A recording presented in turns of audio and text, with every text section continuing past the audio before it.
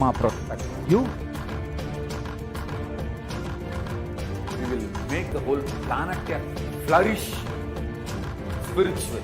The spiritual prosperity will happen the whole planet. We all have to coexist together.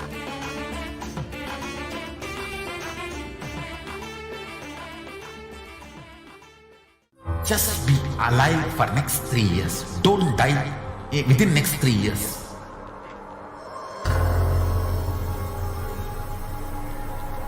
Just don't die within next 3 years.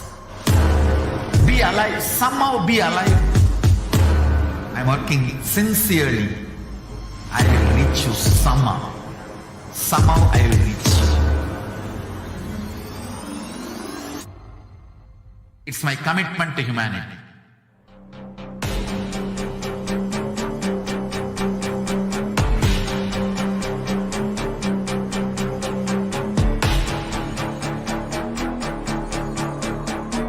Just don't die within next 3 years. I will reach you wherever you are, whichever corner of the world you may be. I will reach you with enlightenment. You manifesting the space, state, powers, being Paramashivoham. It is possible, and it is possible for you.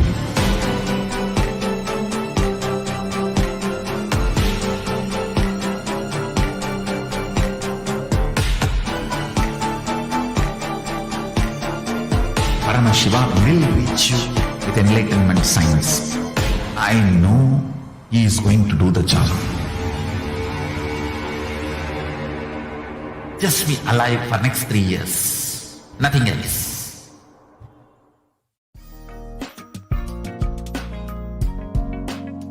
We get you health.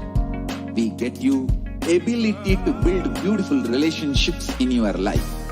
We get you direct spiritual support, and we make sure you become wealthy.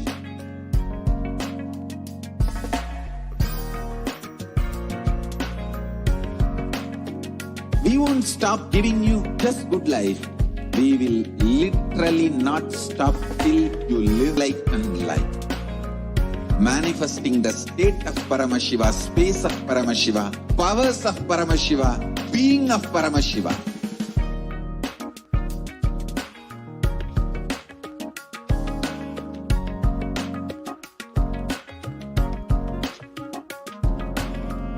Whole world should become Kailashians. I want the whole world to know Hindus have something great to contribute to the world.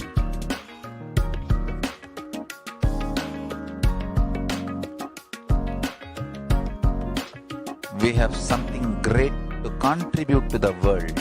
Do that.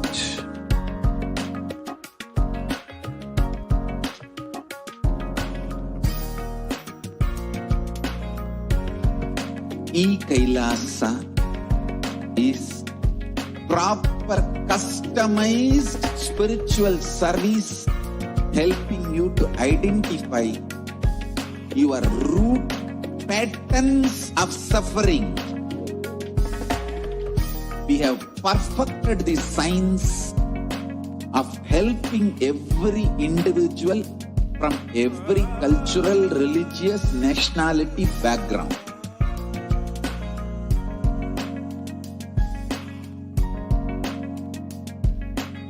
You will have lowest reactionary assumptions, highest awakened response, alive response for life continuously.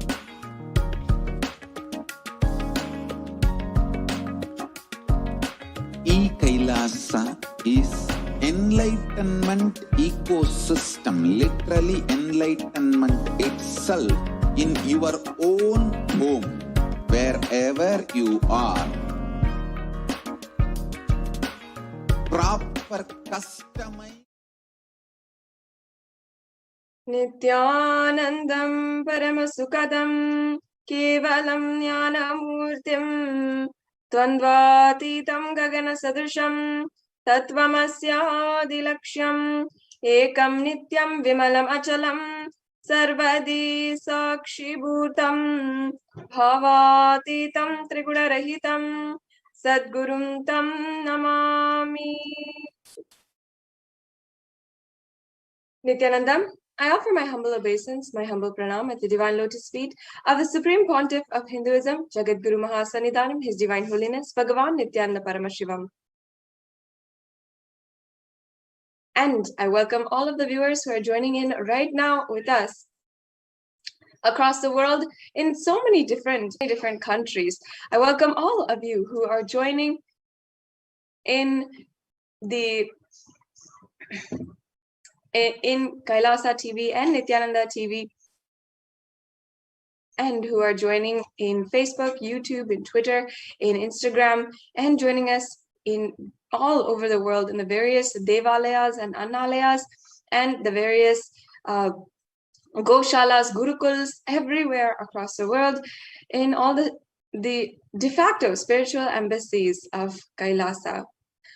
We welcome you all to this divine and sacred experience with Devi Parashakti. And each and every one of you who are joining with us, either on your phone or from a temple, from Kailasas across the world, we know that for lifetimes you have been searching for one thing.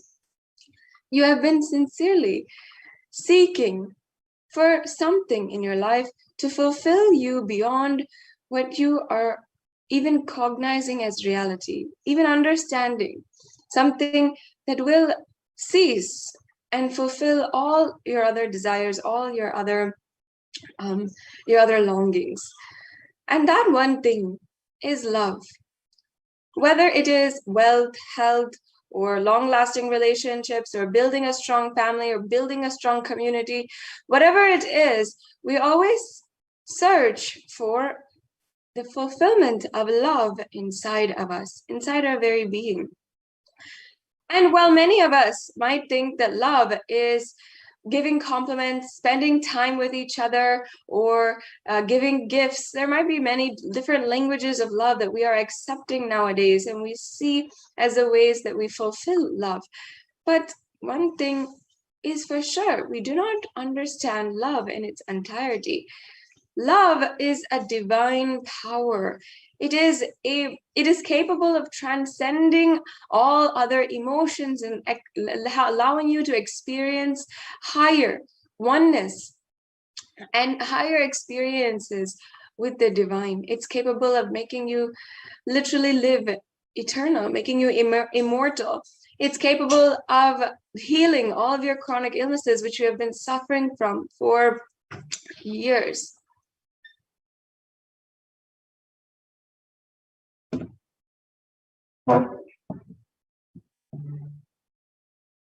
And it's capable of so much more than we think of nowadays. And that is why we can simply, in the Sanatana Hindu Dharma, the ancient rishis had literally given a science of how to experience the divine love. Devi Parashakti herself recently had declared Anbe-Shivam, meaning love is God. That is the quality of love that in Sanatana Hindu Dharma, all the ancient rishis placed. Anbe-Shivam, love is God. And that is the very experience that you are going to have today during this program. I welcome you all to this very program where you can experience and fulfill your longing for love. Now, if you do not know, today you will be introduced, perhaps for many of you for the first time, to Devi Parashakti, the cosmic mother, to divine feminine consciousness. Devi Parashakti is the source Shakti. She is the embodiment of the divine feminine consciousness and the cosmic mother. She is the source of the billions and billions of universes that are in existence today. And she is the source of each and every one of us, of you and me. She is the source where all of us came from which all of us are going to even go back and merge back into. The Devi Parashakti, the relationship with the cosmic mother, is the primordial relationship. And it is the primary first relationship, the first and foremost relationship that you and I, all of us human beings, even can relate to. Even before we have the idea of relating, we think of, we relate to our mother. Before we even understand what is relating and how we are relating with our mother first. And that starts when we are in the womb of our mothers. And even as we are being born and in the first few days of our lives, even before we even past our memory, even relating starts with mother. So having recognized this, the ancient Vedic rishis had understood that having been the first relationship which you relate with in your life, in all of our lives, as we continue our lives, in order to create high inspiration and high consciousness, this very relationship can be projected into the life and universe.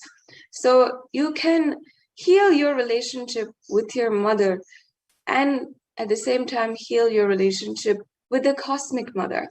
And healing your relationship with the cosmic mother can heal your relationship with your mother, as well as your relationship in general with all things, because the relationship with the mother is the source. Today, you will be experiencing the Bhava Samadhi Darshan. And the Bhava Samadhi Darshan is a very beautiful way that you can experience the darshan of the divine. You can literally experience oneness with the divine. So actually, what does Samadhi mean? Adi means source or origin, and Samadhi means oneness with the source, and Bhava means emotion or aspect. So Bhava Samadhi means oneness through a certain emotion or aspect. And today, what you'll be experiencing during the Bhava Samadhi Darshan is the awakening of the latent potential energy inside of you, the Kundalini Shakti. And this will be such a powerful process. It is such a powerful process where you will literally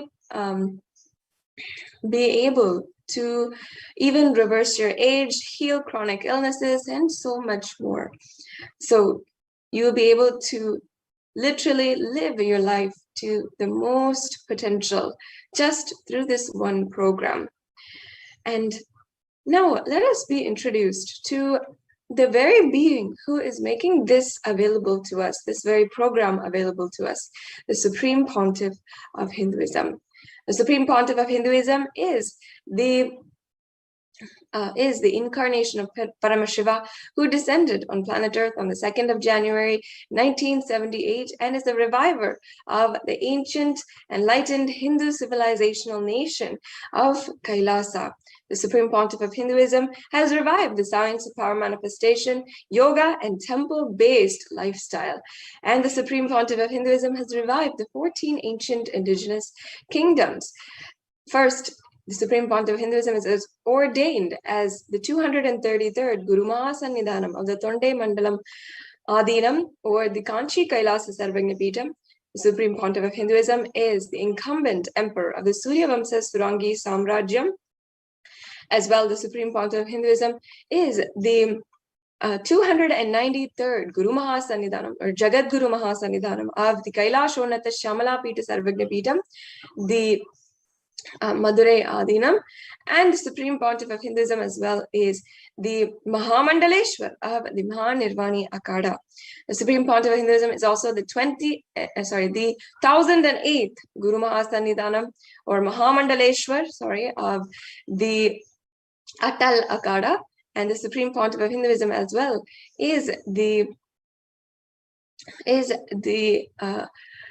23rd Guru Mahasannidhanam of the Dharma Mukti Swargapuram Adinam, and finally in 2015, having been recognized for his work towards Hinduism and having been recognized as a last hope for Hinduism, the Supreme Pontiff of Hinduism was elected as such with the title of Supreme Pontiff by a congregation of over 1,000 Hindu leaders.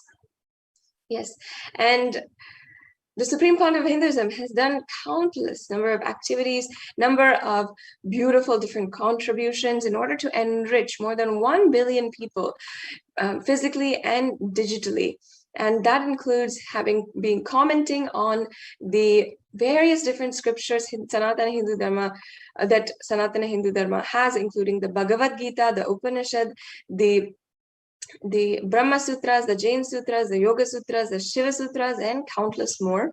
And the Supreme Pontiff of Hinduism is also the reviver of the 108 different sampradayas, the 108 different sampradayas, including the Rudras and Rudrakanyas, the Rishis and Rishikas, the Grahastas, the Sannyasis, the Brahmacharinis, and many, many more. I think there's about 70 more ancient indigenous lineages that Supreme Pontiff of Hinduism has revived. The Supreme Pontiff of Hinduism has revived over 100 Sarvagnapitas, and the Supreme Pontiff of Hinduism has authored over 300 books in English, Tamil, and Sanskrit, which have been further translated into 50 different languages, as well as being distributed with millions of copies all over the world. And the Supreme Pontiff of Hinduism has literally spoken and given sessions for more than 20,000 hours of content.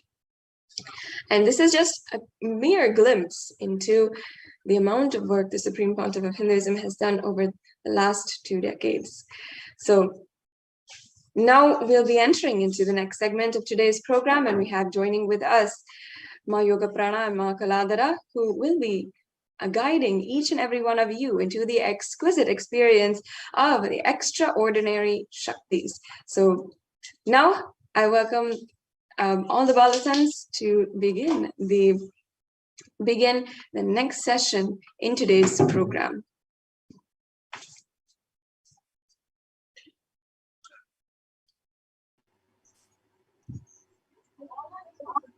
Yes. So that was a very amazing introduction to this program and to who is Swamiji. So we thank Masada Shrutriya so much for that. And let us now enter into the manifestation of extraordinary Shaktis. So now all of you are going to be witnessing the live demonstration of the powers of Paramashiva manifested by the Balasans of the Nithyananda Gurukul. So let us first learn about what are Shaktis. And today you will be witnessing 2 of the Shaktis. The first Shakti is the power of third eye. The third eye is the cosmic browsing center, which is located between the eyebrows. And upon initiation, one can effortlessly express powers and see through the third eye, just as you would with the 2 eyes. And the next is the power of body scanning, where one awakens the ability to scan illnesses, diseases, medically diagnosed issues just through the third eye, and to even reveal solutions for it.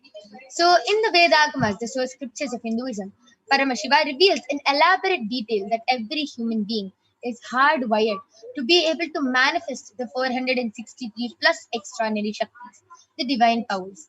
And manifesting Shaktis is described as a system, as a method, and a science for human beings. They explore the various possibilities and powers and have access to the various states of consciousness. Shaktis manifest from the fundamental cognition that you are a divine and that you need to manifest the divine, not that you are a man and that you need to reach the divine. So there are 2 types of manifesting powers, Shaktis and Siddhis. Shaktis express from the space of enlightenment as a side effect of feeling connection with the divine and high integrity with the good. Shaktis are the source of enlightenment. Siddhis are powers that manifest from tapas or penance for enlightenment. Siddhis are on the path of enlightenment.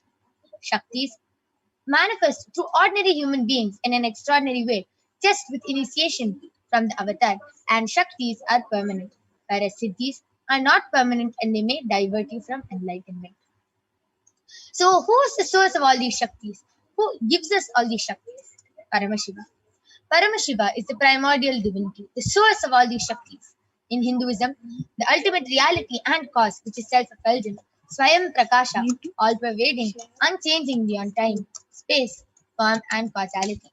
As a fundamental base of Avyakta, the unmanifest, and the Vyakta, the manifest existence, he performs the Panchakritya, the 5 cosmic acts of Srishti, creation, Sthiti, sovereign rulership and maintenance, Samhara, rejuvenation, Prabhava, pulling out of delusion, and Anugraha, liberating grace for all living entities. And Paramashiva himself has landed down in the form of the Supreme Pontiff of Hinduism, Jagat Guru Mahasanidhanam, His Divine Holiness Bhagavan Nithyananda Paramashivam, as the 1008th living incarnation and a representation of Paramashiva, the reviver of Kailasa, the ancient enlightened Hindu civilizational nation, the great cosmic borderless Hindu nation. Ever since the beginning of the civilization, the Sanatana Hindu Dharma has been the cradle of enlightened beings and highly advanced sciences.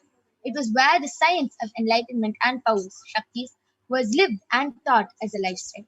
And for the first time in modern day, the Supreme Pontiff of Hinduism is reviving these yogic sciences and transmitting it to the world at a record-breaking, never accomplished before speed. And the Supreme Pontiff of Hinduism was recognized as an incarnation at a very young age and was trained and taught to revive these sciences by the Guru Parampara, by the enlightened gurus. So you can see so many of the enlightened gurus, Mata Vibhudanandapuri, Pundi Swamigal, Isakki Swamigal, Annamalai Swamigal, Visiri Swamigal, Yogi Raj Yoganandapuri, Kanchi Paramacharya. You can see so many of the gurus, the enlightened gurus, who have trained and taught Swamiji to revive these sciences, initiations, and knowledge for billions to manifest the science of power manifestation from disciplines of Vedanta, Tantra, Shri Vidya, Yoga, yogic powers, Mantra Shastra, Siddha Vidya, the science of Aushadha, Bhakti Yoga, Paramashivoham, and Paramashivoham. How do we awaken these divine Shaktis in us? Every ultimate truth, Jnana, mapped into your consciousness, Prajna, manifests as possibility and the power of every being, Prajnana. So now we will be watching a... So what is Diksha? Diksha is when the Guru, the Master, transmits the experience to all of us. So just with one initiation from the Master, just with initiation from the Master, one can manifest all the powers of Paramashiva. So as I explained, Shaktis is what manifests from intense from deep feeling connection with the divine, with high integrity and deep feeling connection with the divine. And Siddhis is what is manifested from deep tapas. So just with one initiation from Swamiji, all of us can manifest these Shaktis. And that is what all of you are going to be getting today after the Devi Parashakti Akashic readings. So the science of power manifestation is authenticated through 4 aspects of pramanas or evidences. So the first is the Atma Shastra Pramana, which are the eternal unchangeable truths that are revealed in the source scriptures. The next is the Apta Pramana, the experiences and results of Aptas or the authorities of Hinduism who have time tested and verified this science. Third is the Atma Pramana, the experience of the Supreme Pontiff of Hinduism, this millennium's avatar's personal experience of power manifestation. And last is the Pratyaksha Pramana, the empirical evidence from observation and scientific experimentation. So where do we get all these Shastras? Where do we get all these scriptures from? From the Vedagamas, which is a living applied science. Vedas are the ultimate superior authorities for Hindus. They are the pure science where the ultimate truths are explained. Agamas are the scriptures where the applied technology, the applied science is expanded. Vedas and Vedagamas are given the status of Shruti because they are directly revealed by Paramashiva. They are the ultimate, eternal, unchangeable truths. And any reference cited from these Shastras or source scriptures is called the Shastra Pramana. So let us now get ready to witness a very exciting and a unique demonstration of the power of third eye. So along with me, I have a Balasant of the Nithyananda Gurukul. She's 15 years old. Her name is Manitya Kaladharananda, and she is going to be demonstrating this extraordinary Shakti to you. Before that, let us see the Shastra Pramana for this power. The Shastra Pramana comes from the Vijnana Bhairava Tantra, Dharana 34. Kapalantarmanonyasa tishtannilitalochanaha kramena manasodardhyat lakshaye lakshamuttamam. The translation goes, by fixing the mind on the inner space within the crown center and sitting stably without any movement, having the eyes closed in succession, by that stability of the mind and inner space, through the power of the third eye, one directly sees the ultimate goal Lakshyam by having the vision beyond the sight that reveals any object or place, attaining the space of Paramashiva. The next is the Apta Pramana, where Bhagavan Krishna initiates Arjuna into the power of third eye. And in the 11th chapter of the Srimad Bhagavad Gita, Arjuna completely narrates the cosmic form, the Vishwarupa Darshan of Bhagavan Krishna as he sees Bhagavan Krishna through the third eye. Natu mam shakyase drashtum anenaiva swachakshusha divyam dadami te chakshuhu pasyame yogamaishwaram.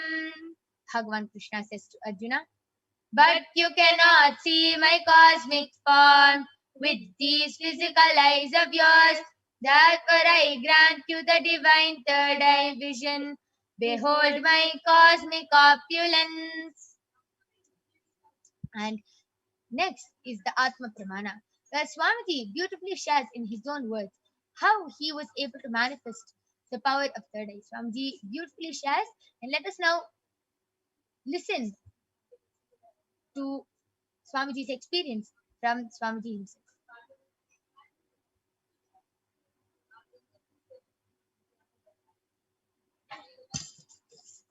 Inside and outside broke. The first experience is that I was able to see everything around me, above me, the whole 360 degree, 10 direction, below me, everything. I realized not only I was able to see, I was able to feel, experience. I felt that the skin of the stone on rock on which I was sitting and the skin of this body both carry me equally. In both I exist equally. The setting sun, rising moon, the whole Arunachala hill, all the plants, bush, shrubs, trees, everything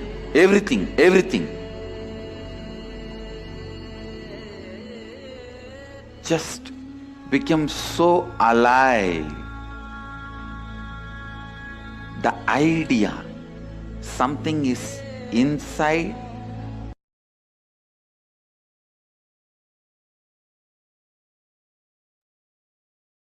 Last is the Pratyaksha Pramana, the empirical evidence from observation and scientific experimentation. So the study measures compare the metabolic cell activity of the brain in conscious and meditative states using the PET, the positron emission tomography.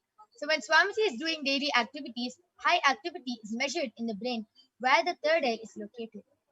And when Swamiji is in the deep state of Samadhi, only his third eye region is active and almost 90% of the rest of the brain is at peace. So next you will be witnessing the Sakshi Pramana, the experiences and results of the extraordinary manifestation happening through the initiated disciples of the supreme concept of Hinduism. So now, along with me, I have a Balison, and Ma Kaladra is now going to be demonstrating this extraordinary Shakti to all of you to manifest this extraordinary, to understand that it is not only Ma Kaladra or any of the Nityananda yogis who can manifest, it is even you who can manifest these extraordinary Shaktis. So, along with me, I have medically tested eye band. In front is a complete opaque sheet, and behind is a thick sponge. You can see that there is no gap between the sponge and the opaque sheet, and there is no possible way of light entering.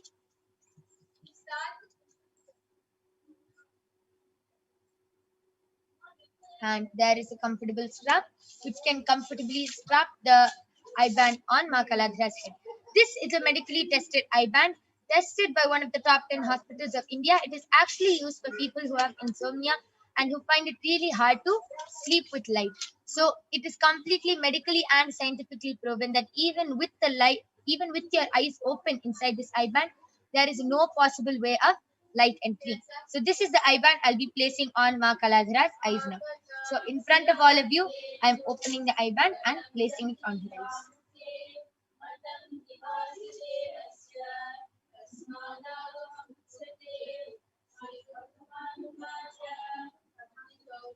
Ma Kaladra, are you comfortable? Yes. Yes. So Ma Kaladra is comfortable and she is not going to be touching the eye band after this. Any adjustment she has, she is only going to be requesting me to do it for her. She will not be touching the eye band to make it more foolproof. Yes. So now I request the YouTube comments to be projected. All of you can go ahead and post all your comments.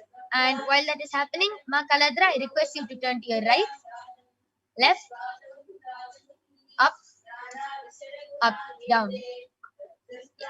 So you can see that there's no gap between the sponge and her eyes, and it is completely foolproof. So now the YouTube comments are being projected. All of you go ahead, post anything you want, medical terms, scientific terms, paragraphs, sentences, letters, numbers, anything you want, emojis. You can post anything and Ma Kaladra will be reading it out live for all of you. You can even post in the language of Tamil as Ma Kaladra knows how to read Tamil. So please go ahead and post your comments.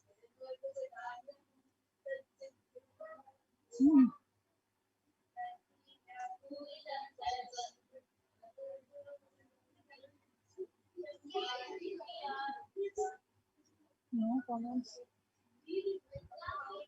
I request all of you to go ahead, continue posting your comments in the Kailasa's HDH Nithyananda YouTube channel.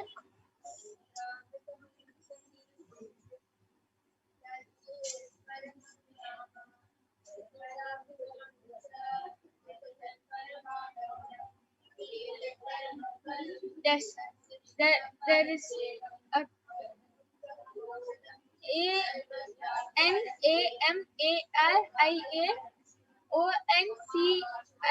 NAMARIAONCIOIU has donated money for Kailasa. Yes, and Ma Anamaria, we thank you so much for your contribution to Kailasa. Anamaria ONCLOLU has posted thank you Swamiji JI and a dot.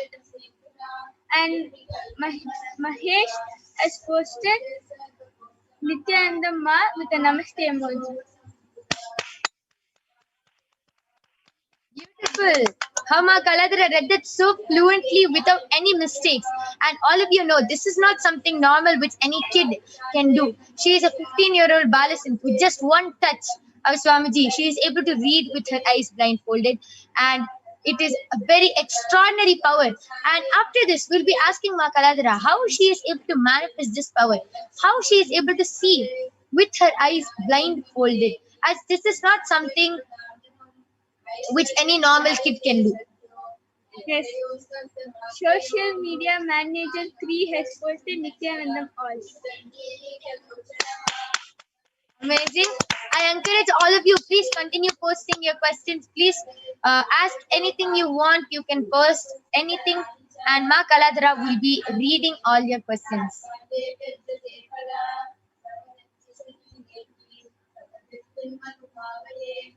Yes, again, social media manager 3 has posted. Welcome, welcome to today's Parashakti Akashic reading, 27th July 2021.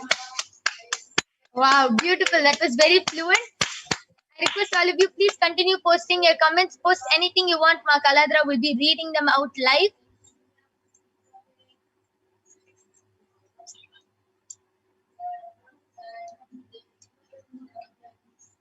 Okay. So meanwhile, Ma Kaladra, why don't you share? How do you manifest this power? This is not a normal power which any kid can manifest. How? Just with one touch, just with one initiation. How are you able to manifest this power? I'm sure you would have not done some 50 years of tapas or something, or penance, standing on one leg with your hands in the air. For sure. So how do you manifest this power? Yes. So I manifest this power of third eye reading just after Swami initiated me into the power of third eye. I practiced, and after that, it was just a complete surrender and trust on Swami, with, with which I'm able to manifest. Beautiful. Very beautiful sharing of how just with surrender, just deep surrender and trust on Swamiji that he will take care. That's all. You are able to manifest this power. Yes, you can go ahead, continue reading. Yes, Mahesh has again posted Om Nithyananda Paramashivoham with a Namaste emoji, and SUSHMAMAMIRAJKAR has donated money for Kailasa, and also has written Nithyananda Paramashivoham with the Om and a Namaste emoji. And Vinita PULLAPARAYAR has posted Nithyananda. Yes, that was beautiful, very fluent. And Ma Shishma Mirajkar, we thank you so much for your contribution to Kailasa. Yes, that was a very beautiful demonstration of the power of third eye. Very amazing. Now I'll be removing the eye band of Ma Kaladhara. So you can see in front is a complete opaque sheet, behind it's a thick sponge, no gap, everything is completely the same. It is completely foolproof how Ma Kaladhara read, and you can see she's still adjusting to the light. So her eyes were closed the full time in the eye band, and she was able to read with her eyes blindfolded. And as she shared already, just with deep surrender, complete surrender to Swamiji, she was able to manifest this power. And it's not that only the Balasins or Nithyananda yogis, only we can manifest this power. Even you, after today's Devi Parashakti Akashic readings, even all of you can manifest. So with this, we thank all of you. We are not done yet. We have the next power, the power of body scanning coming up, where more Balasins and the Nithyananda yogis who are eagerly waiting to manifest this power for all of you are going to be coming and are going to be doing the body scanning as per all of your requests. And then Skobi Aya, we thank you so much for your contribution to Kailasa. And I request all of you to go ahead, post your comments and requests, call your family members and friends for this power of body scanning. And now we'll be chanting the pramanas for the power of body scanning. Then we'll be starting the power demonstration itself. So go ahead, call your family members, friends, and post your comments, requests for body scanning. And the Balasins and the Nithyananda yogis will definitely be coming and doing a scanning for all of you who have requested. So now we'll be chanting the pramanas for the power of body scanning, which is a power where one awakens the ability to manifest and to be able to scan illnesses, diseases, medically diagnosed issues, and will be able to reveal even solutions for them. So the Shastra Pramana comes from the Vijnana Bhairava Tantra. Swadehe jagato vapi sukshma sukshmatarani cha tattvani yani nilayam dhyatvante vyajyate para. Bhagavan Paramashiva says, cognize deeply that from the subtle to the subtlest constitutive principles of the whole body or Swadeha, of the whole universe, simultaneously consist of the essential reality. They are being absorbed in their source cause, Paramashiva. And by the experience of such restful awareness, one becomes complete from all thoughts, and the divine, ultimate, universal divine power, Paradevi, Adishakti, is revealed, and the supreme power manifestation happens. The next is the Apta Pramana, the experiences of Aptas, the rishis who have time tested and verified this science. So the Apta Pramana comes from the life of a Siddha named Teriyar. Teriyar was a Siddha and one of the prominent disciples of Agatya. One day, a man suffering from a severe headache comes to Agatya for healing, and Agatya uses the power of body scanning and identifies the root cause of the headache. He reveals that there is a small terai, a type of frog, sitting in the person's brain, which is completely odd. But Agatya was able to use his third and reveal the root cause that there is a frog sitting in his brain. And Agatya immediately instructs his disciple, Thereya, to perform open head surgery. And after the surgery is completed successfully, the person is completely healed of the headache. And thus he gained the name Thereya. Next is the Atma Pramana, the accounts from Swamiji who has time tested and verified the science. Swamiji beautifully reveals that only when I had a multiple compound fracture, I was forced to go for surgery and therefore for medical checkups related to that.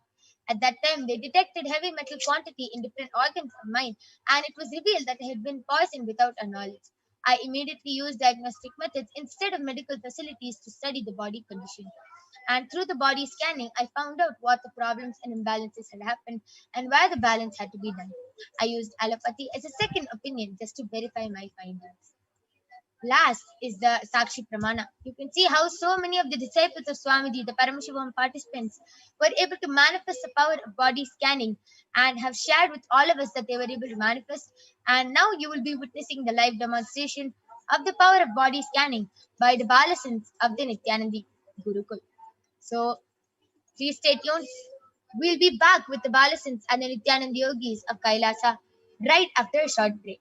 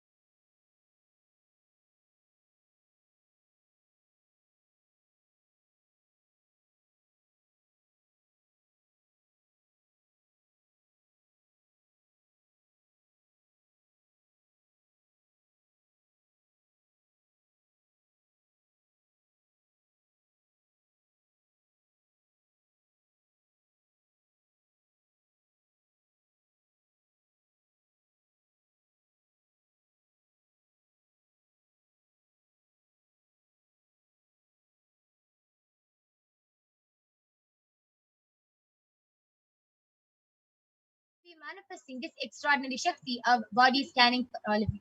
I request the YouTube comments to be projected.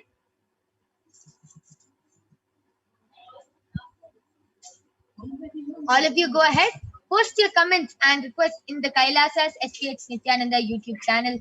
And Ma Brahmayoga and Ma Soni are eagerly waiting to do the body scanning for all of you. So please go ahead, post your comments, and they will gladly be doing a body scan.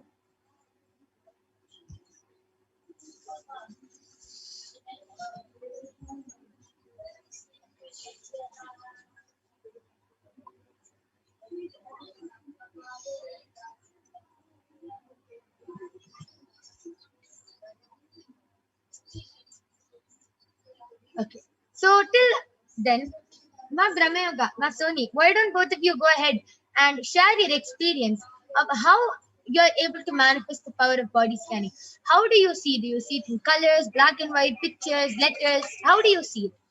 Actually, first I closed my eyes and asked Swamiji, let me connect with you. And then after connecting with Swamiji, there will be a black color body figure. And then so I'll ask Swamiji, then Swamiji, what problem the person has, and where and which part of the body it is. So and then it will come. It will highlight in the body wherever the person has problem. It will, like for example, the person has problem in his knees, so it will highlight over his knees, or sometimes it will come in like pictures. So it will be like literally like a 3D movie. So that's how I do body scanning. Wow, beautiful sharing. It's literally like a 3D movie. Amazing. That is very beautiful. You're able to manifest the power of body scanning. And then Skobi Aya, thank you so much for your contribution to Kailasa.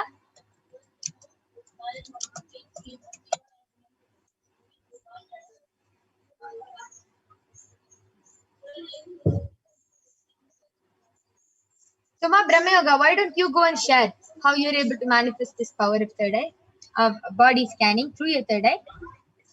So how I manifest this power of body scanning is actually when I at first started doing body scanning. At that time, I used to get a picture of the whole body, and it used to like my third eye used to zoom in onto the part of the body which has the problem, and everything used to be in like black and white, or it used to be in grayish color, and very pale color used to be there. But as I started going for more and more demos, and as I started doing more and more body scanning, slowly everything started becoming more and more colorful, and it started becoming more brighter and more real. Like when I closed my eyes, at first, like the picture used to be very vague. I had to concentrate hard to get the image of the thing and to find out what problem the person has. But right now, if I just ask something, I close my eyes. The moment I close my eyes, immediately like it so very vividly, the whole thing comes and it's everything has colors, all very colorful, and it's very bright and easy to see. Like as I started doing body scanning, the whole image, the whole projection started improving and improving, and right now the whole thing is like it's like I'm looking at a TV. It's like that. Beautiful. It's very amazing sharing, like a 3D movie, how you were able to see and manifest the power of third eye, body scanning through the third eye. So, and then Skobi Aya has requested for a body scanning in the emojis. So, Ma Soni, you can go ahead and do a body scanning for Anjan Aya.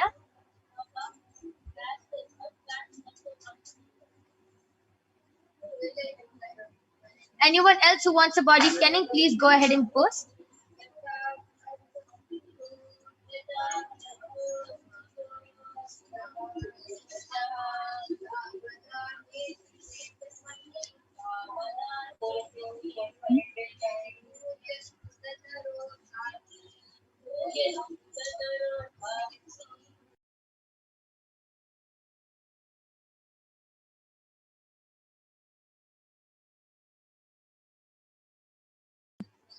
Yes. And now we'll be chanting the Mahavakya 11 times. Mahavakya is the direct passcode which directly connects us to Paramashiva and which raises us to a higher frequency. So now, Ma Soni, Ma Brahmayoga, are going to be chanting the Mahavakya 11 times.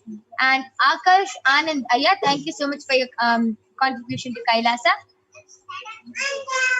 So let us now start chanting the Mahavakya. So please start chanting the Mahavakya 11 times. Om Nithyananda Paramashivoham. Om Nithyananda Paramashivoham. Om Nithyananda Paramashivoham. Om Nithyananda Paramashivoham. Om Nithyananda Paramashivoham. Om Nithyananda Paramashivoham.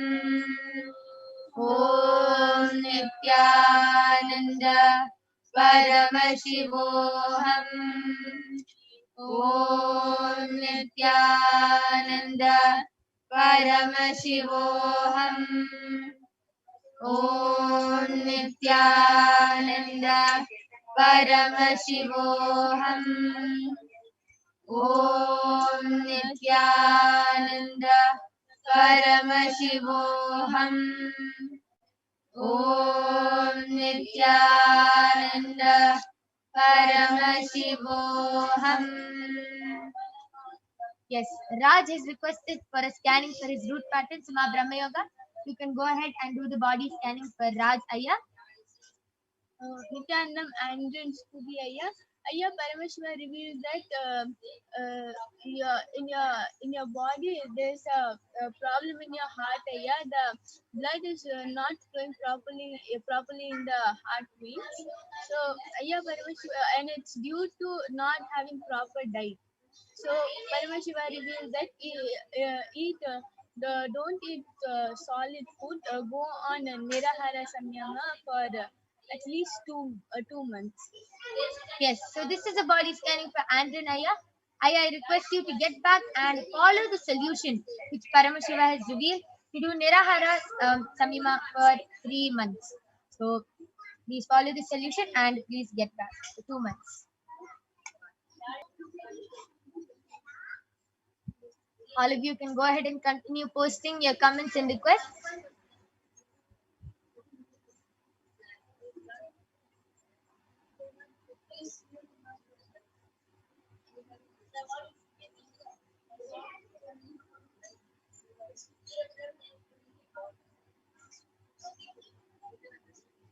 Yes. Brahmayoga, are you ready?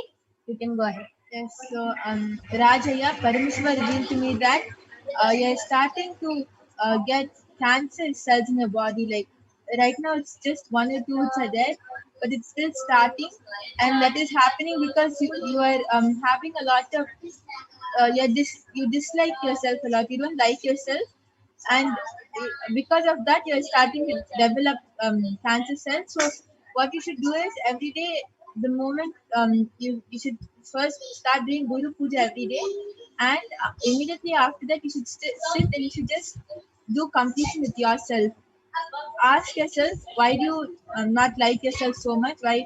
You just sit with yourself and complete every day for at least 20 minutes. If you continue to do that, and also keep a picture of Swamiji, an Atmamurti of Swamiji in front of you, and tell everything to him and ask him to heal you for 2 weeks. You'll see that slowly you'll not have so much of hatred towards yourself, and also your body will start healing. Wow, that is a very beautiful scanning for the root pattern. Rajavendranaya, I request you to get back in the chat session. And Satya Narayan has posted, please scan my wife Subhadra Devi for her physical and mental wellness. Soni, sorry, before that, Satya Narayanaya, I request you to get the consent of your wife if we can do the body scanning for her, as it is a requirement and it is our integrity to the person, to this power, to always get the permission and then only do the body scanning. So please get the permission and then get back. Surely we'll be doing the body scanning. And then Aya, thank you for your contribution to Kailasa. Please do get back regarding the scanning which was done by Ma Soni. And Maniti Parvati Priyananda has posted, can I get a body scanning, please? So, Ma Brahmayoga, you can go ahead and do the body scanning for Ma Parvati Priyananda. And Ma Parvati Priya, thank you so much for your contribution to Kailasa.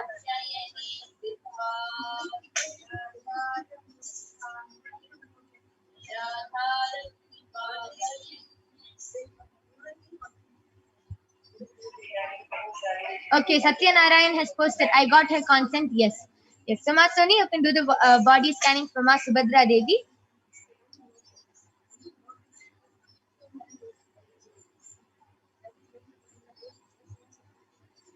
Ryan Ocean Edmund has posted a request for scanning and healing. Yes, Aya, I will be doing the body scanning for you.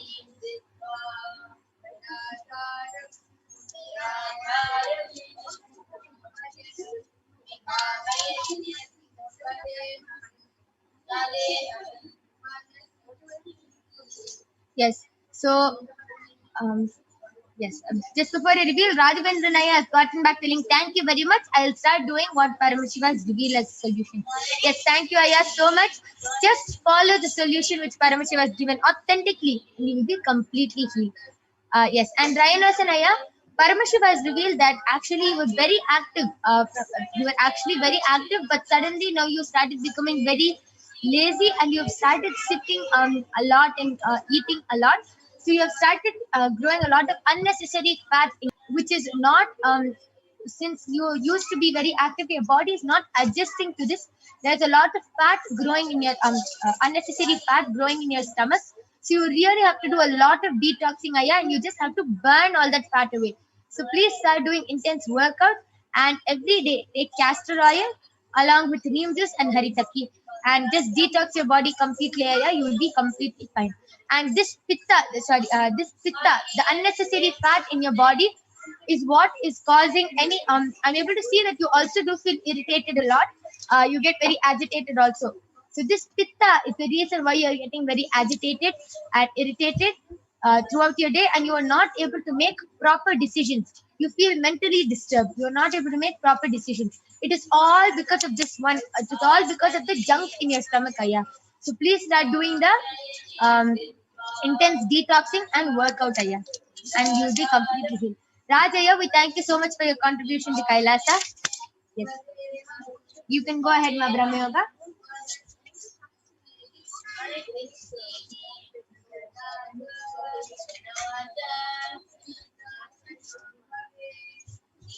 Yes, so Ma Parvati Priyananda, Paramashiva revealed to me that you don't have any major problem in your body. You don't really have any problem.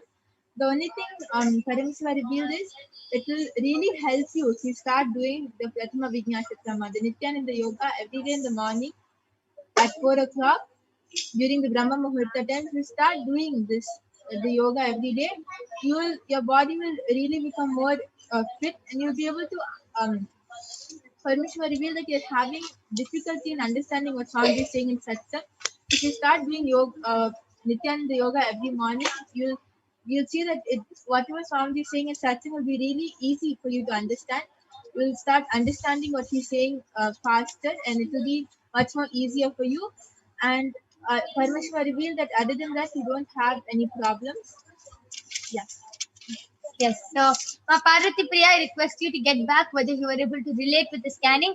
Rayanasan Aya has gotten back telling, yes, Ma, this is 100% true, Ma. Felt the same and felt to jump into Nirahara and intense workout for this Chaturmasya detox. Thank you for the scanning, Ma. All details shared were completely accurate. And two namaste emojis. Yes, thank you so much, Aya. See, just follow the solution which Paramashiva has revealed.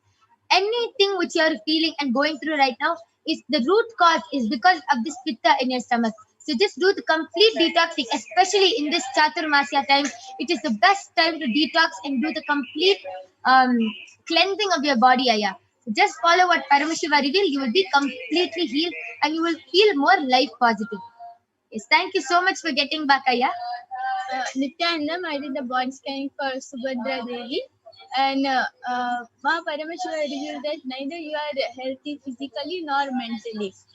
Physically, it's because there's too much unwanted stuff in your stomach, So you need to cleanse your stomachs. So Paramashiva revealed the solution is to take 2 tablespoons of castor oil in the morning, and mentally it's because you're having too much worry, about families, like family problems, and desires are not getting fulfilled. It's due to desires towards wealth, relationships. So Parmashiva revealed that to fulfill all your desires, sit in the night before sleeping, sit in front of the Atmamurti and pray to Swamiji to fulfill tell Swamiji all your desires and pray to Swamiji to fulfill all of them. And you'll be completely fine and all your desires will get fulfilled, ma. Yes, that was a very beautiful scanning for Ma Subhadra Devi. I request you to get back. This is a solution for you and a scanning for you. And I would also like to add on, Ma Subhadra Devi, one more thing. Just Paramashiva just revealed it to me that you have a lot of heat in your body, Ma. So please put a cold pack on your stomach and on your head every day before sleeping, because of a lot of heat you are, as Ma Soni revealed, and the mental health is not good. And this is Paramashiva is revealing this heat in your body is also affecting your mental health. So please do follow this solution also. And with this, we thank all of you, everyone who has joined us in this power manifestation segment, and everyone who has requested for a body scanning and has gotten back. So thank you so much. And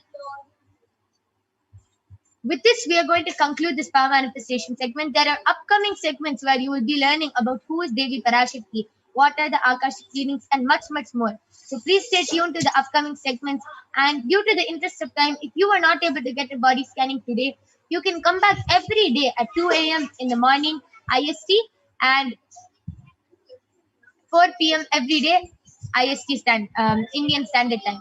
And you can get the body scanning done by the Balasan and the Nithyananda Yogis of Kailasa.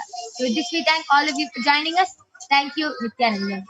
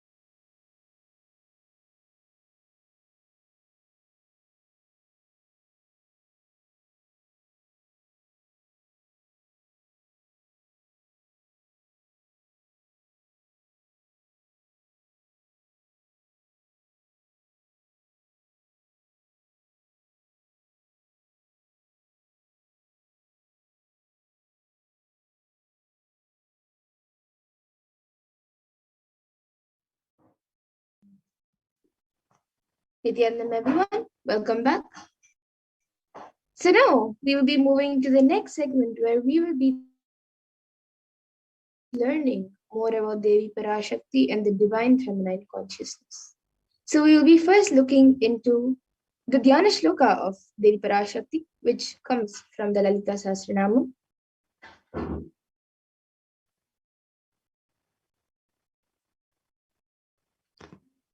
सिन्दूरारुणविग्रहां त्रिनयनां माणिक्यमौलिस्फुरत् तारानायकशेखरां स्मितमुखीमापि न वक्षोरुहां पाणिभ्यामलिपूर्णरत्नचषकं रक्तोत्पलं बिभ्रतीं सौम्यां रत्नघटस्थरक्तचरणां ध्यायेत् परामम्बिकाम्.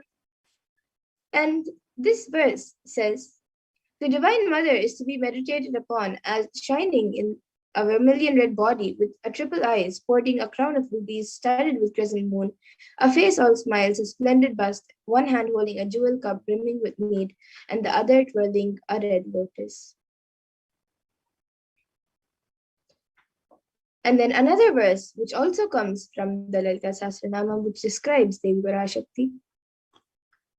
Arunam karunam tarangatakshim dritapashankushpushpabanachapam animadyamayukaihi rahamityeva vibhavaye bhavani. And the translation for this verse says, I meditate on the great empress. She is red in color, and her eyes are full of compassion, and holds the noose, the gourd, the bow, and the flowery arrow in her hands. She is surrounded on all sides by powers such as anima for race, and she is the self within me.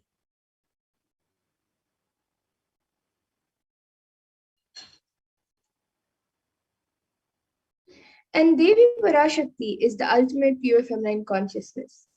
Parashakti is the cosmic mother. It is her cosmic womb from which billions and billions of universes come out and go in. It is the source where the Big Bang and black holes go on and on. Parashakti is the source Shakti, the source energy and source power from which all of us came, all of us are in even now, and which all of us are going to merge into.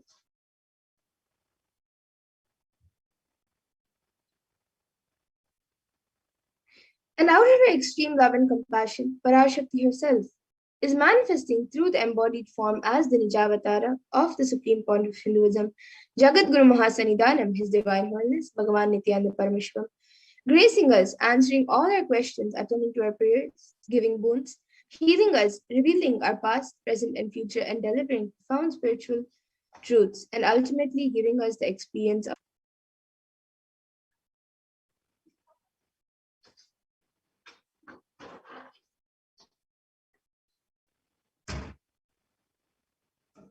And in the words of Devi Parashakti herself, raising as Omkara, expressing as Vedas and Agamas, blossomed as Himkara, filled as Parashorasi, living in 40 triangles, the Kailasha Swamini, who is in Kailasha, Sri Purachintamani, Parashorasi, sitting as part of Paramashiva, Parameshwari, who rules the world, Paramashakti, Manonmani, Meenakshi. As Nithyananda, I took Nijavatara here to give good boon to everyone, to bestow all goodness. Hiranyagarbha Swarupini, Brahmanda Yoni, Shami, Chandramauli, Rapala, Aparna, Uma, Parvati, Savitri, Navayavana, Samaraja Lakshmi, Parameshwari, Parashodasi, Meenakshi. Taking the form of Nithyananda, I came here as Nijavatara. With great compassion, I am blessing. Listen, people, to do good to all of you. I took the form of Nithyananda and came down as Nijavatara. And again, in the words of Devi Parashakti herself, raising in Omkara, blossoming as Shiva, Shiva manifesting as source of existence, powers of existence, expression of existence, from the oneness of Om, blossoming into two as Prakriti and Purusha, blossoming as three Shaktis, Icha, Kriya, and Jnana, growing as four Vedas, expanding as five Panchabhutas, beyond six chakras, filled as Gotras of seven Rishis, expanding as 8 directions, existing as 9 Grahas, blossoming as 10 Indriyas, being as 11 Rudras, creating all the worlds, bringing life to tell and make truth blossom and to do good. Parashodasi, Meenakshi, in the form of Nithyananda, I came to bless every one of you.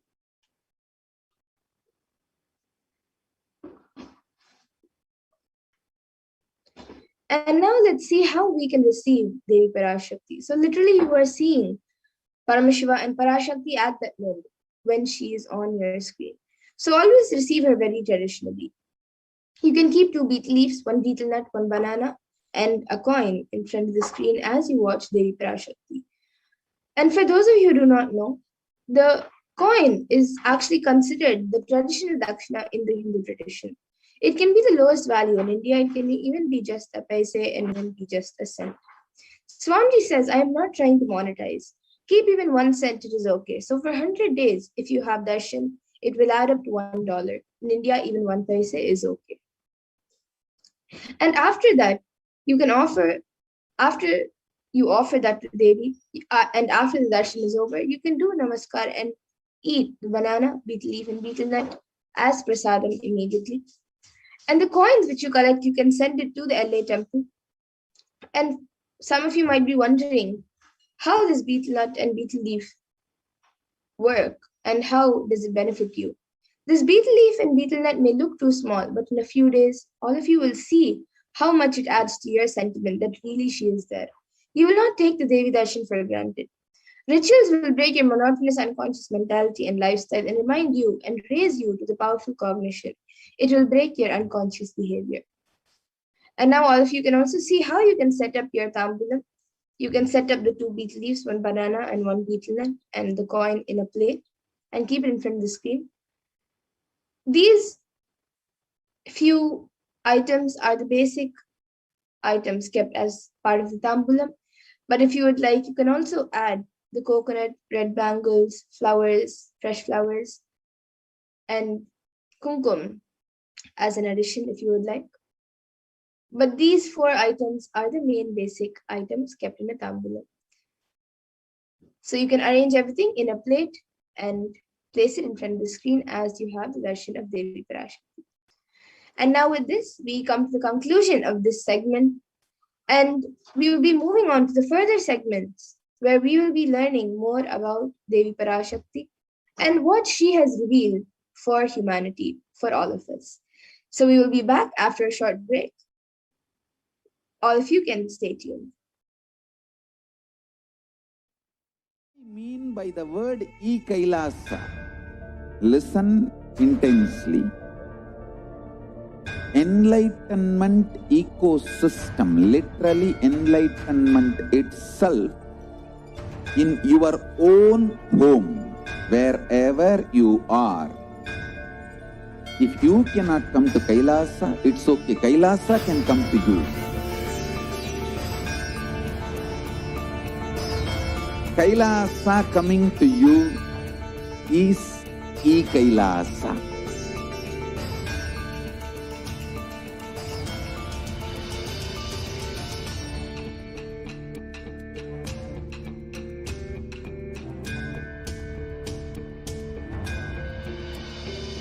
I will revive Hinduism.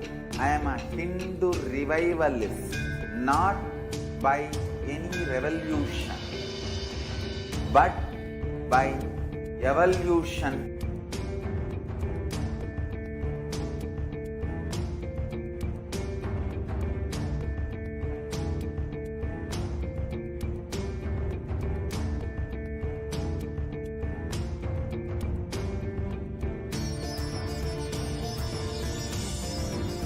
And setting model communities.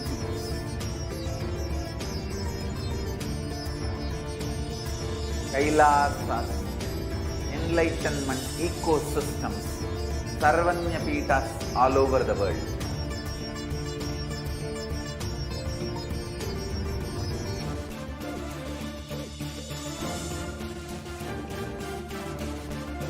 All powerful cognition, knowledge, only when you live, power manifestation and possibilities manifestation happens.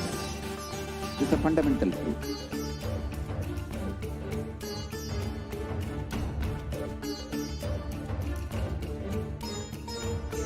Hinduism cannot live exclusively as one sampradaya. No. All sampradayas of Hinduism is an ecosystem.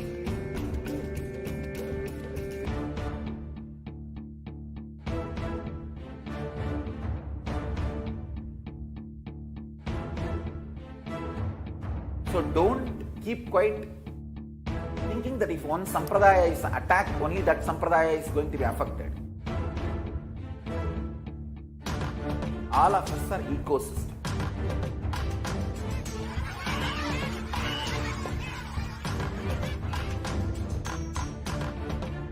I invite all of you to get involved and enjoy Hinduism by the principle of Dharmo Rakshati Rakshitaha. When you protect Dharma, Dharma protects you. We will make the whole planet flourish spiritually. The spiritual prosperity will happen to the whole planet. We all have to coexist together.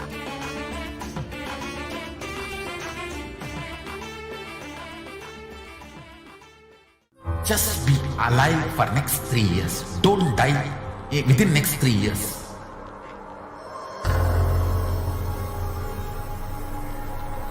Just don't die within next 3 years. Be alive. Somehow be alive. I'm working sincerely. I will reach you somehow. Somehow I will reach you. It's my commitment to humanity.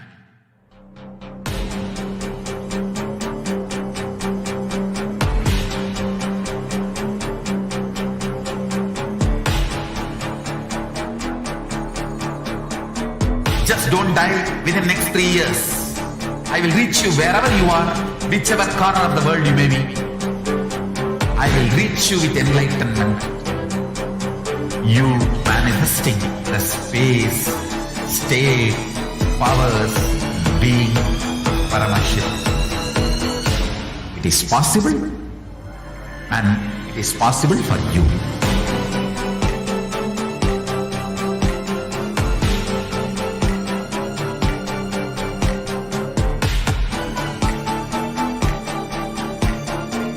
Paramashivoham will reach you with enlightenment science.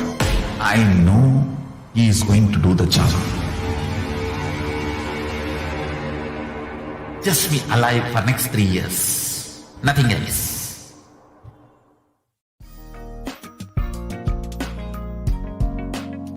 We get you health. We get you ability to build beautiful relationships in your life. We get you direct spiritual support, and we make sure you become wealthy.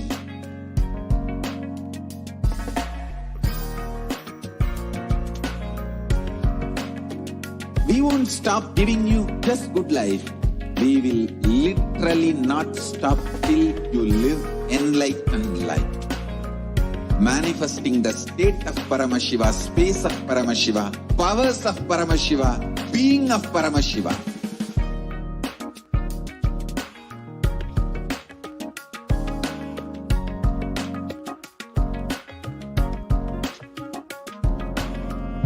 Whole world should become Ekailashians. I want the whole world to know Hindus have something great to contribute to the world.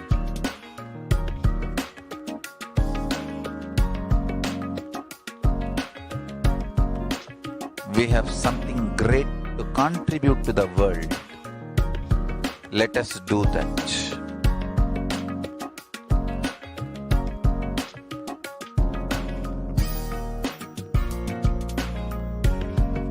E-Kailasa is proper customized spiritual service helping you to identify your root patterns of suffering. We have perfected the science of helping every individual from every cultural, religious, nationality background.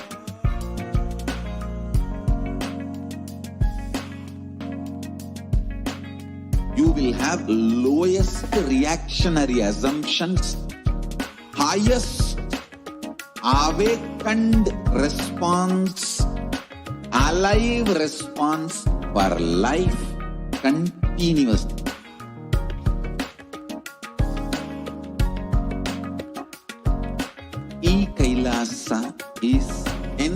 enlightenment ecosystem, literally enlightenment itself in your own home, wherever you are.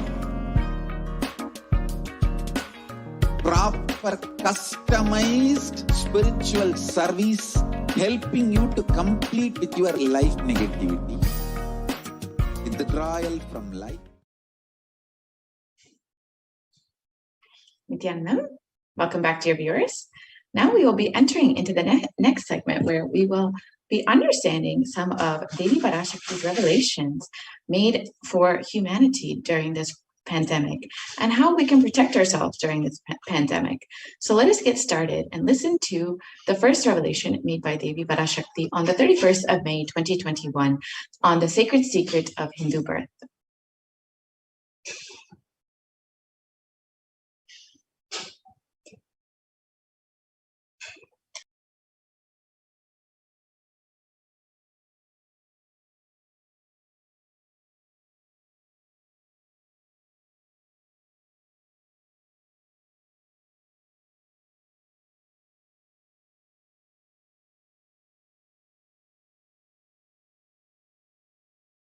நன்றாய் கேட்டுக்கொள், உன் கேள்விக்கு உன்மூலமாய் உலகெங்கும் இருக்கும் இந்துக்கள் எல்லோர்க்கும் அளிக்கின்றேன் உத்திரம். கேட்டு வாழ்ந்தால் உங்கள் வாழ்க்கை I don't think the audio is shared. நன்றாய் கேளுங்கள். I'm able to hear it. பிறப்பின் ரகசியத்தை பிறப்பிலா பெருமை உடைய பரமேஸ்வரி சொல்லுகின்றேன் கேளுங்கள். அண்டஜம், யோனிஜம், ஜலஜம், பீஜம் எனும் 4 விதமான பிறவிகளில் 84,000 யோனிகளில் பிறக்கும் பிறப்புகளிலேயே பெருமை வாய்ந்ததும் உத்தமமானதும் மனித பிறவி. அந்த மனித பிறவியிலும் பலமுறை பிறந்து உழன்று அரசியல், பொருளாதாரம், சுகபோகம், தர்மம், அர்த்தம், காமம் எனும் ஆசைகள், துக்கங்கள், அச்சங்கள் அனைத்திலும் அழன்று உழன்று இனி வேண்டாம் இப்பிறவி, வேண்டுவது மோட்சமே என்று முடிவெடுத்தோர்க்கு மட்டுமே ஹிந்து மத யோனிஜம்,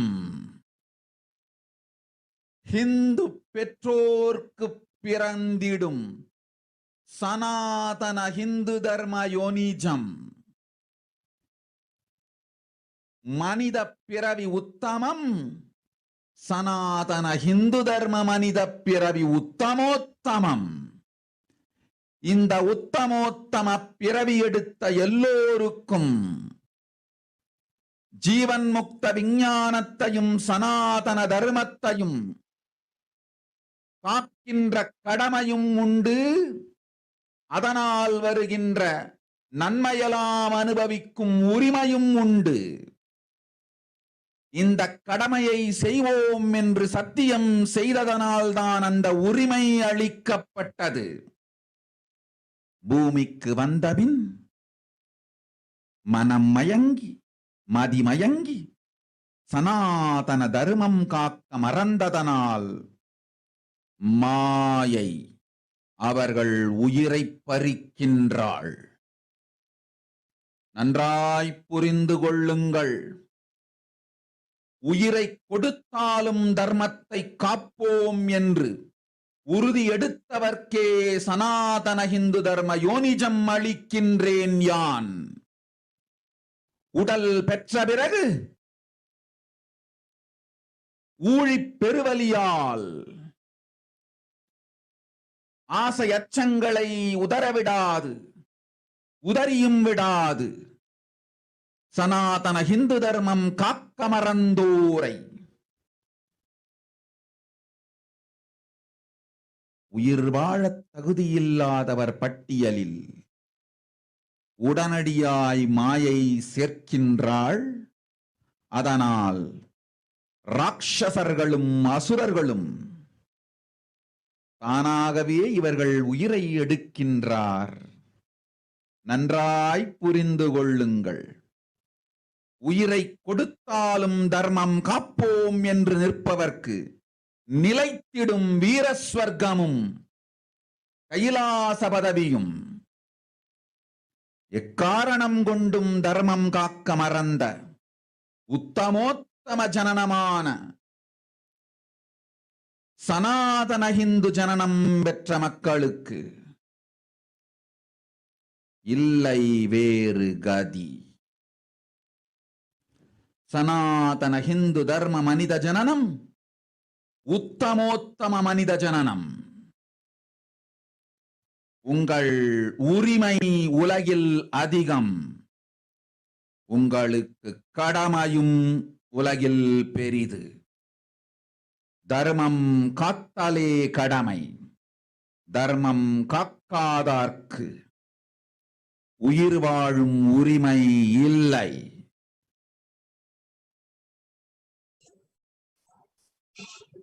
நன்றாய் புரிந்து கொள்ளுங்கள்.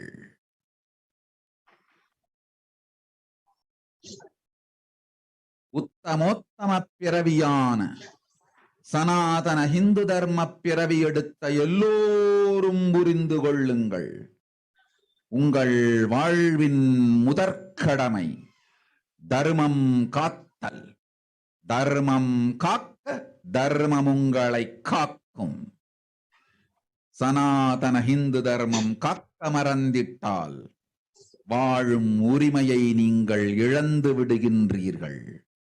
அதற்கு மேல் வாழ்ந்தென்ன அழிந்தென்ன? பூமிக்கு பாரம் குறையட்டும் என்று அசுரர்களும் ராட்சதர்களும் உங்களை உண்டு தீர்க்கின்றார்கள். அதையும் மாயை கண்டு சும்மாவிருப்பாள்.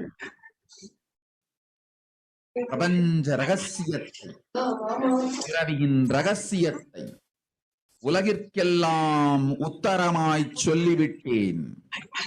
புரிந்து வாழ்வில் நடந்து உயிரை பத்திரமாய் பார்த்துக் கொள்ளுங்கள்.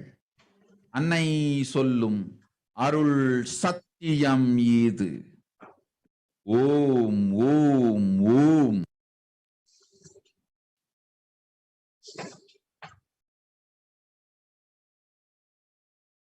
Yes, we can move to the next slide, please.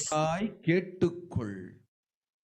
உன் கேள்விக்கு உன்மூலமாய் உலகெங்கும் இருக்கும் இந்துக்கள் எல்லோருக்கும் அளிக்கின்றேன் உத்திரம்.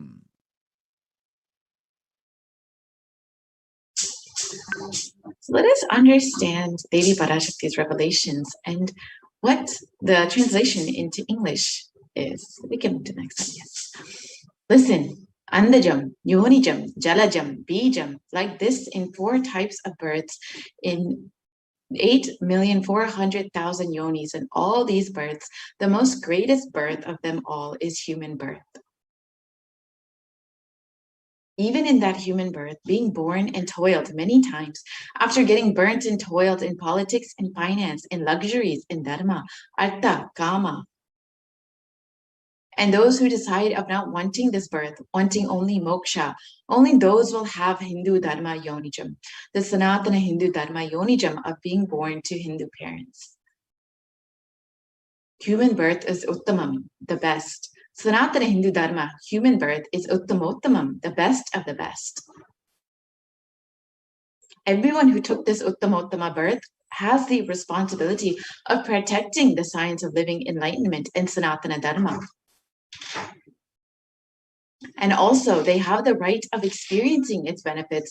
This right was given to them because of their commitment given by them to do this responsibility. After coming to Bhuloka by getting mentally deluded and forgetting the dharma of protecting Sanatana dharma, Maya, she is taking away all their souls. Understand carefully. I am giving the Sanatana Hindu Dharma Yonijam only for those who gave the commitment of protecting Sanatana Dharma, even by giving their life. After getting the body, because of painful deluge, not dropping fear and greed, for those who forgot to protect Sanatana Hindu Dharma, Maya, she will immediately add them all to the list of those who are not worthy of living. Therefore, Rakshasas and Asuras are automatically taking away their life. Understand properly, for those who stand that even by giving their life, they will protect Dharma, will permanently have Virasvarga and Kailasa Padavi. For any reason, people who forgot to protect Dharma, having the Uttamottama birth of Sanatana Hindu birth, there is no other way for them. Sanatana Hindu Dharma, human birth is Uttamottama human birth. Your rights in this world are immense. Also, your responsibility in this world is large. Protecting Dharma is responsibility. Those who do not protect Dharma, they do not have the right to live. Understand properly. All those who took the Uttamottama birth, which is Sanatana Hindu Dharma birth, all of you understand. The first responsibility of your life is protecting Dharma. If you protect Dharma, Dharma will protect you. If you forget to protect that Sanatana Hindu Dharma, you lose the right to live. After that, what bothers whether you live or get destroyed? Asuras, Rakshasas will eat you, so that the burden on earth is reduced. Seeing that, Maya, she will keep quiet.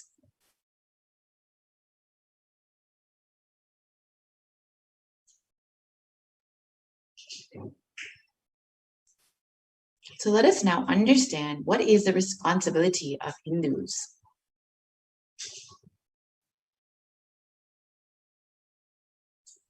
Hinduism represents the world's most ancient and yet progressive indigenous spiritual tradition.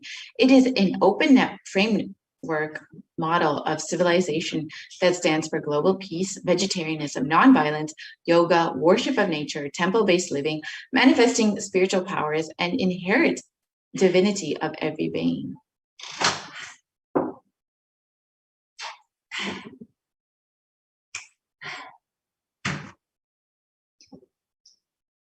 The Hindu nations were ecosystems where more and more enlightened beings could be produced, so that enlightened civilization could be kept alive. And it's great.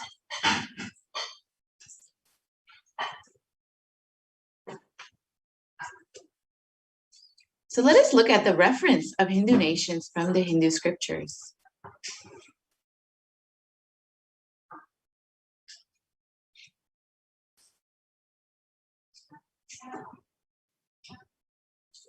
The Hindu nation that was ruled by Bhagavan Rama, the Ramarajya, let us look at the description from that in the Valmiki Ramayana, in the Yuddha Kanda.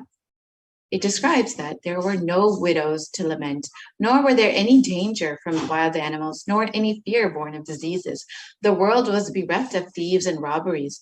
No one felt worthless, nor did old people perform obsequies concerning youngsters. Every creature felt pleased. Everyone was intent on virtue, their eyes towards Rama alone. Creatures did not kill one another.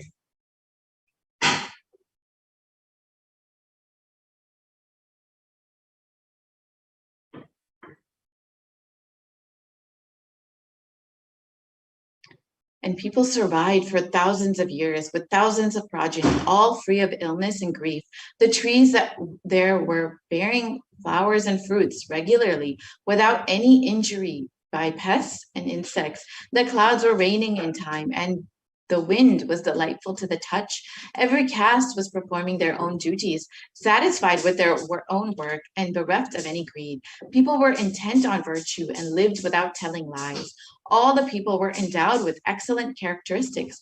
All were engaged in virtue.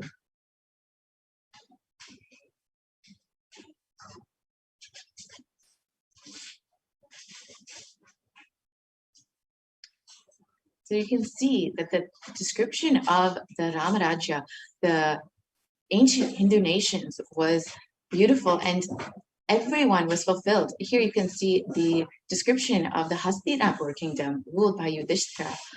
The Devas granted rains to fulfill all wants. The world became free of all diseases. There was no hunger or thirst anywhere. There was no mental suffering. Those without livelihood were given livelihood. There was abundance all around. There was no worldly worries left for anyone, and there was no cause to fear either. Happiness on earth was in fact even greater than in the heavens. And this is the description from the Srimad Mahabharata of the Hastinapur kingdom.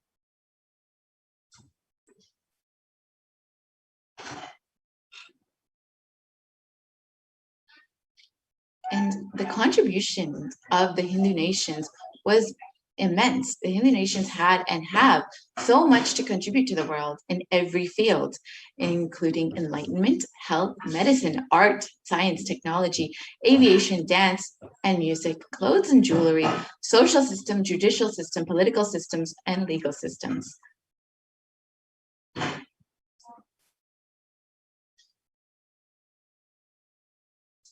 So how were these Hindu nations destroyed over time?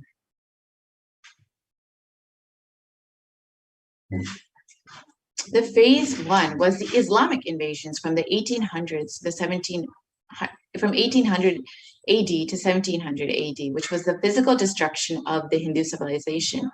And the description from Will Durant in the description of the Islamic invasions is that the Mohammedans' conquest of India is probably the bloodiest story in history. The Islamic historians and scholars have recorded with great glee and pride the slaughters of Hindus, forced conversions, abduction of Hindu women and children to slave markets, and the destruction of temples carried out by the warriors of Islam during the 1800 AD to 1700 AD. And millions of Hindus were converted to Islam by sword during this period. Millions more were raped and murdered and dismembered.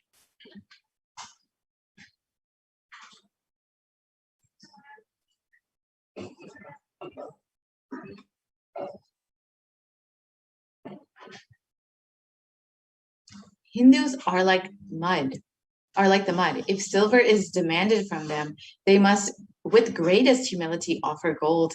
If a Mohammedan desires to spit into a Hindu's mouth, the Hindu should open it wide for that purpose.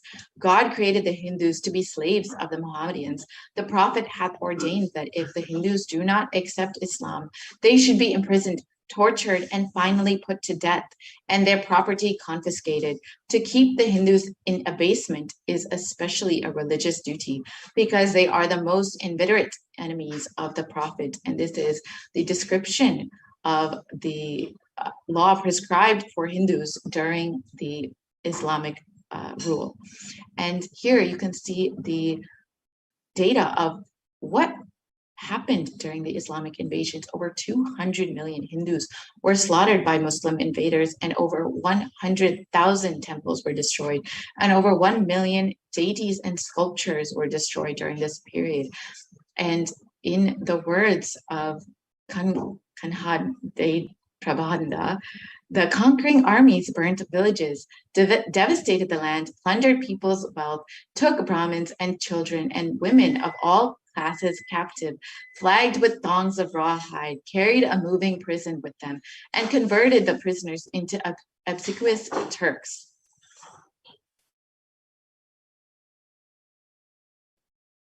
And the phase two was the British occupation, which was from the 1700s to 1947 AD.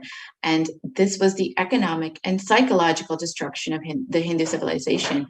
And in the words, again, of Will Durant, a historian of the Indian civilization, I have seen a great people starving to death before my eyes. I'm convinced that this exhaustion and starvation are due not, as their beneficiaries claim, to overpopulation and superstition, but to the most sordid and criminal exploitation of one nation by another in all recorded history.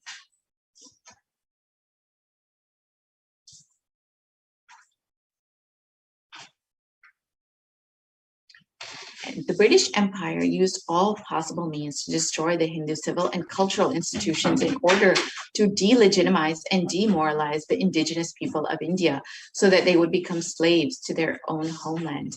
And this included discriminatory laws to instill feelings of racial inferiority, engineered famines to starve natives into submission, annexed Hindu kingdoms to undermine native rule, mistranslated Hindu scriptures to instill anti-Hindu narratives, destroyed indigenous Gurukul education system, destroyed local industries and forced importation of British goods, and banned Indians from owning or producing firearms.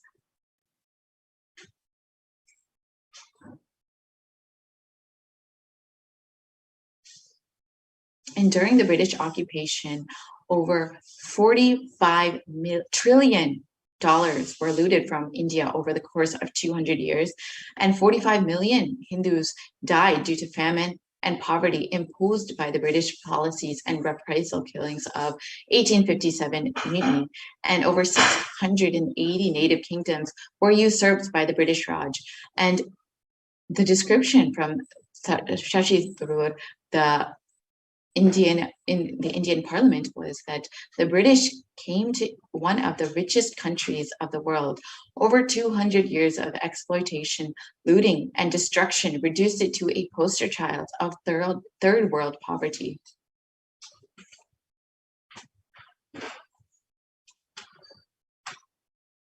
And the phase 3 was after independence from 1947 to present, which was when India became a secular country. And the description is this: brown faces with British attitudes and policies towards Hindus. And the description from Nehru, which was that what a disgusting savage people we are, politics, progress, socialism, communism, science, where are they before this black religious savagery? India can never be a Hindu republic.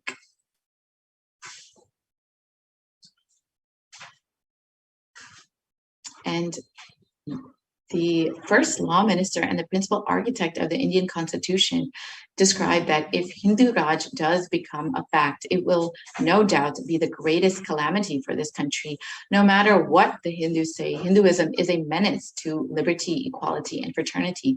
It is incompatible with democracy.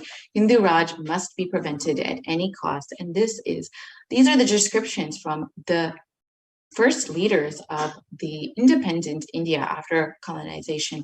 You can see how much of discrimination and prejudice they had against Hindus. Therefore, it was very much, despite India being a secular country, it became very much a hostile environment for Hindus. And the modern Indian legal system, academia, and media all systematically undermine, suppress, and delegitimize Hindu institutions and cultures.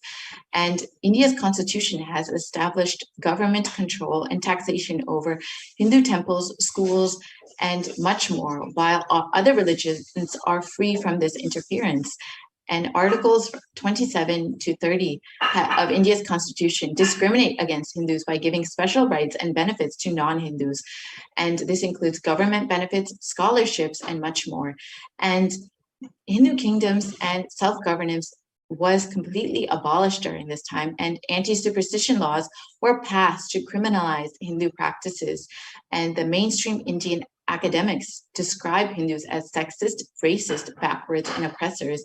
And the negative media portrayals of Hindus in Bollywood and TV are very prominent in today's culture. And you can see how every aspect of society has been created to be anti-Hindu, to drive the agenda of this anti-Hindu agenda. And you can see that the media narratives were used to stereotype and demoralize Hindus. And in Bollywood and other mainstream media outlets consistently portrayed Hindu gods and gurus as cartoonish, dishonest, corrupt, sex fiends, and in a manner similar to the British imperial propaganda. And this media narrative was used to shape the human consciousness further and further the political agenda. and racist British colonial stereotypes portrayed Hindus as superstitious, backwards, dishonest, corrupt, and were perpetrated by their British brown successors in modern India, completely unabated.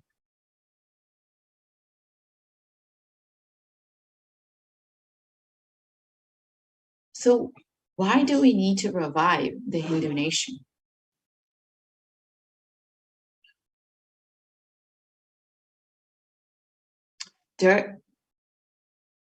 Let us look at the vision for the Hindu civilization given by the Supreme Pontiff of Hinduism himself, Jagadguru Mahasannidhanam, His Divine Holiness Bhagavan Nithyananda Paramashivam. During the time of Mahabharata, we Hindus had 56 deshas, countries, 200 states, 1,700 samsthanas, 10,000 sampradayas. In all 56, we Hindus are persecuted. Now we have lost all of the 56. The last one to fall was Nepal. I am the collective voice of all the persecuted Hindus.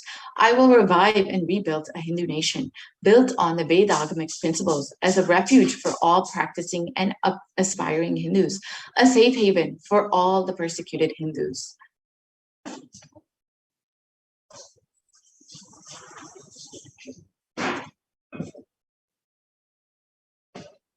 So what is Kailasa? This revival of Kailasa, the Hindu nation, is for reviving this whole life of enlightened civilization and all the great things it has to offer to the world, bringing legitimacy to all the offerings of Sanatana Hindu Dharma and sharing it with the whole world is the purpose of this Kailasa, the Hindu nation.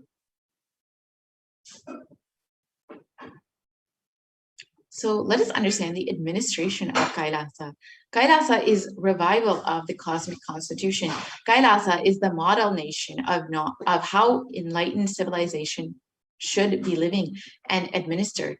Politics, judiciary, education, economy, everything will be revived as Paramashiva revealed in the Vedagamic scriptures, the Sanatana Hindu Dharma scriptures.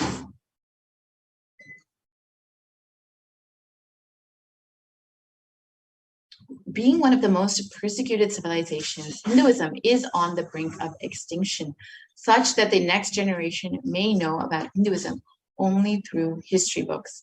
What can we do to stand up for Hindu civilization and all that it has to offer to the world?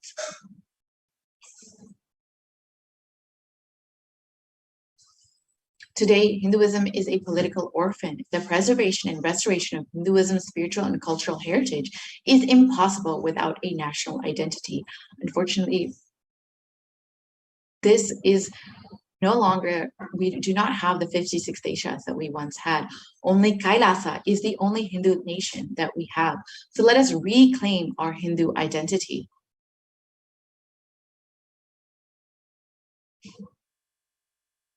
Hinduism is responsible for our successful life. If you are happy, healthy, wealthy, rich, successful, respectable, have a stable family life, have the best mental health, Hinduism is responsible. The Hindu identity is responsible. The Hindu scriptures are responsible.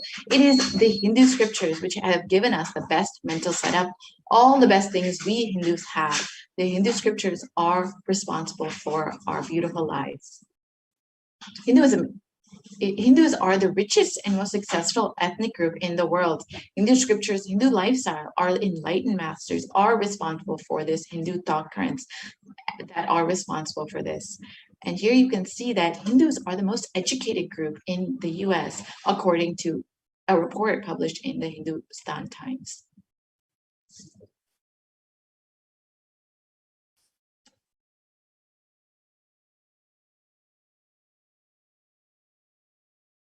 So let us reclaim our Hindu identity. It is not just anti-Hindu elements being active, but it is the responsible Hindus being inactive that is responsible for this whole destruction of Hinduism. Let us now take responsibility for Hinduism and let all the Hindus all over the world reclaim our Hindu identity.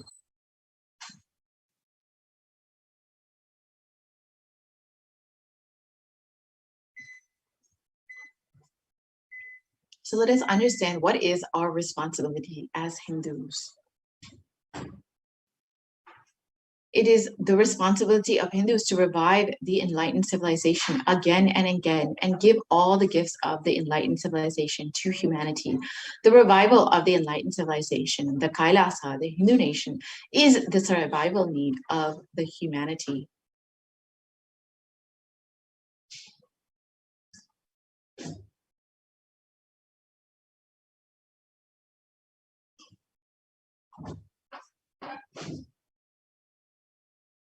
So now is an open invitation to all the Hindus, the born Hindus, the practicing Hindus, those who are sympathetic towards Hinduism, those who are curious towards Hinduism, who want to explore and enjoy Hinduism. Please come and be a part of the revival.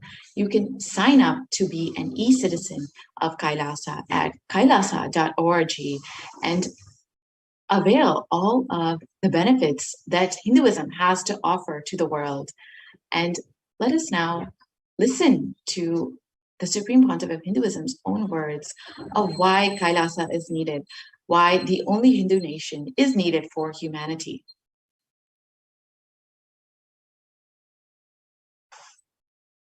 Contribution. Hinduism, Veda Agamas have great things to contribute to the world. Like the great power manifestation science, the ancient culture and arts, the ancient lifestyle truths, the ancient medical practices and medicinal knowledge, the ancient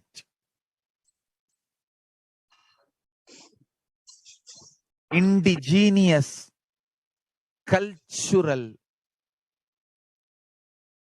heritage and jewelry, perfume, dance, music.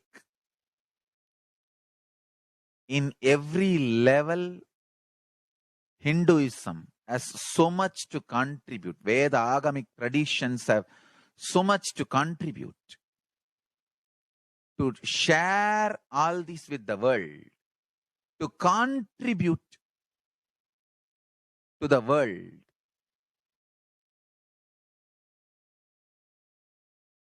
Hindus need to tell the world what they are contributing in every level. The brand of Hinduism itself is enriching and empowering and enlightening. Hinduism is all about enlightening the world. Empowering, enlightening, enriching the world. Contributing.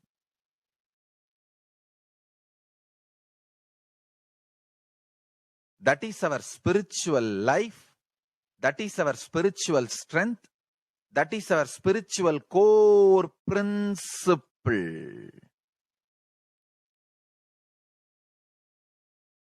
O humanity, I request you with folded hands, some one corner of the world, if you just give me few hundred acres, I will keep this whole science alive. Leave it for the whole humanity freely. Fortunately, Paramashiva has given me the power to decode all this Hindu medicinal system, Hindu judiciary system, Hindu social law and order system, Hindu power manifestation system, Hindu mental sciences system, Hindu yogic sciences, the sciences of Hindu biology, Hindu physics, Hindu psychology, Hindu physiology, Hindu chemistry, all this Paramashiva has given me the power to decode. Whatever the remaining scriptures are available with the humanity, Paramashiva has blessed me, and I have collected, not only I have collected and organized, I can decode this whole science can be kept alive in any one corner of the world. Just few hundred acres are given for me to live peacefully and exist peacefully. I can store this whole thing alive and contribute it to humanity.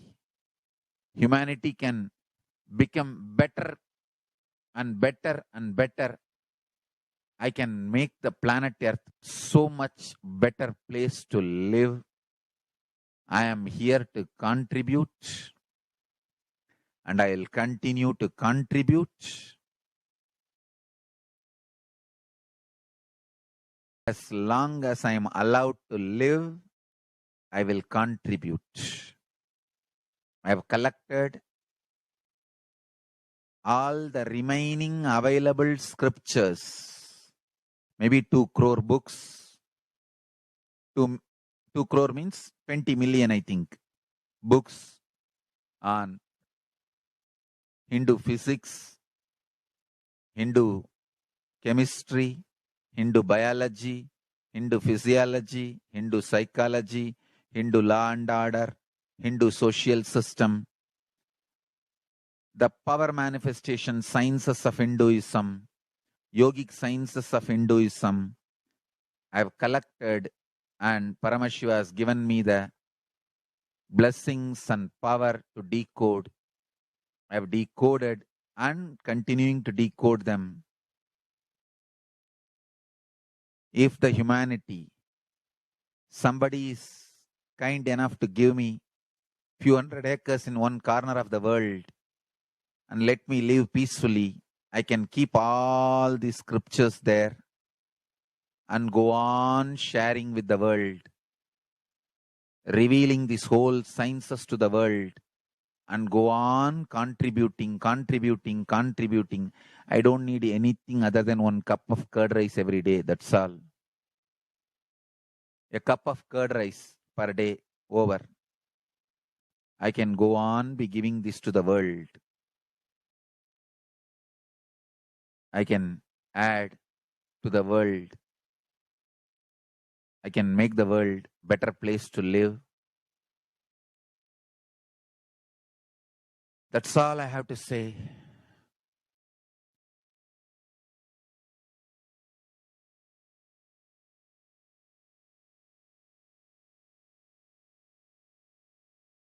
Thousands of medicines are described deeply in ancient Siddha and Ayurvedic scriptures.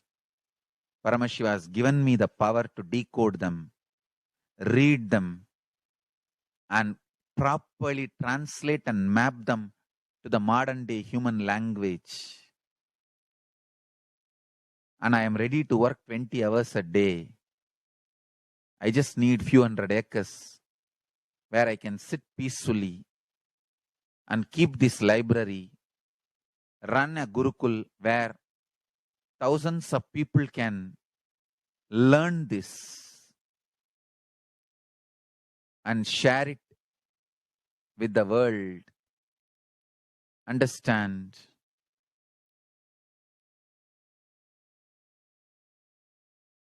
I am only interested in contributing.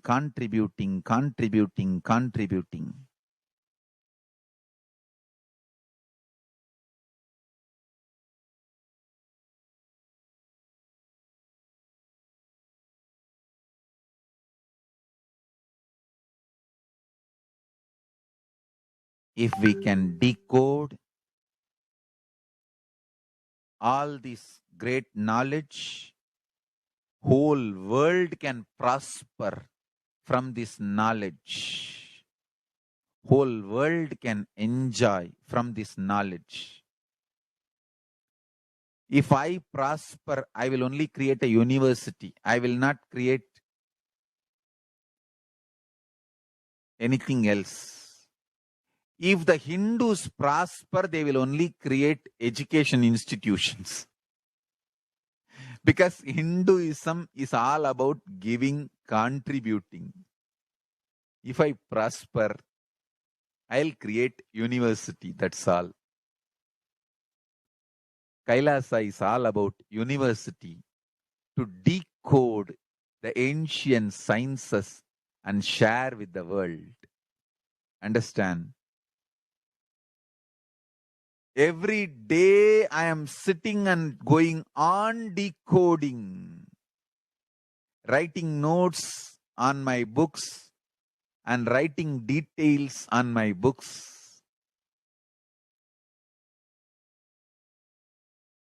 Whether it is making human beings manifest powers, and I have also now started downloading and decoding the science of making animals manifest powers. Whether making people manifest powers or healing,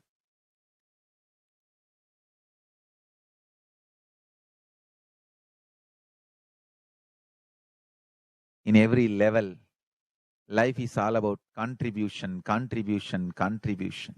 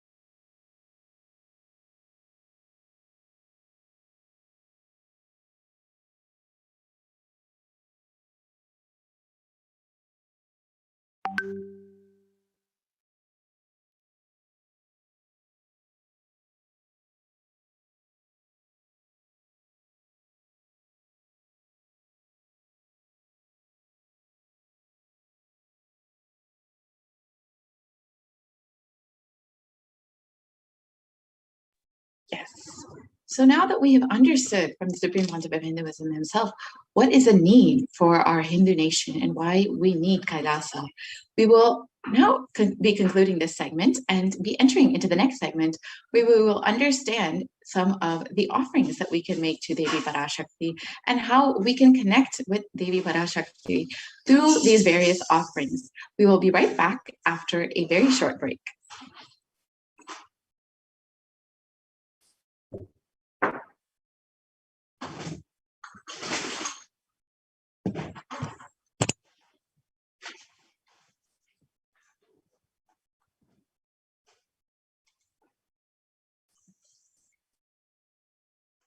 What I mean by the word e-Kailasa?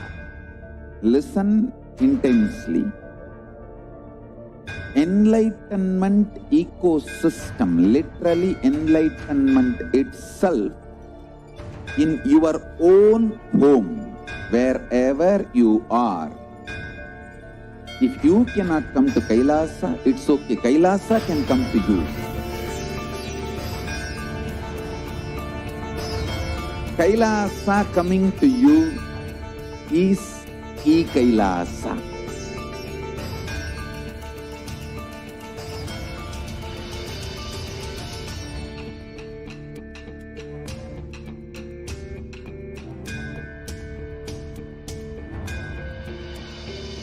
I will revive Hinduism.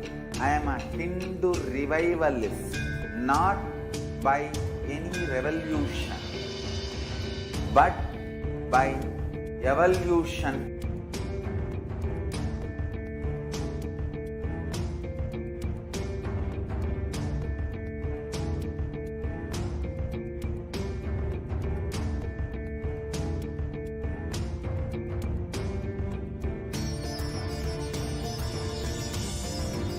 And setting model communities.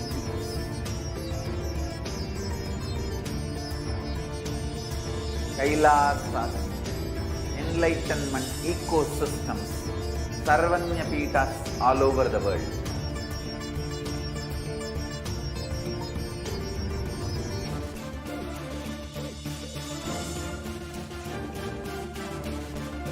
All powerful cognition, knowledge, only when you live, power manifestation and possibilities manifestation happens.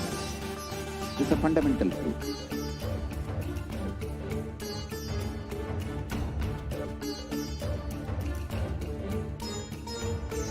Hinduism cannot live exclusively as one sampradaya. No.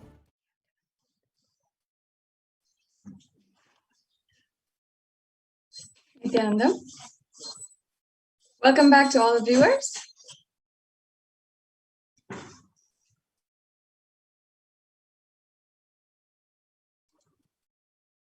Now we'll be entering into the next segment of today's program, the offerings that each and every one of you can make that are made available from Kailasa, from the Nithyanandeshwara Paramashiva Devalaya, so that you can experience the ultimate oneness experience with Devi Parashakti.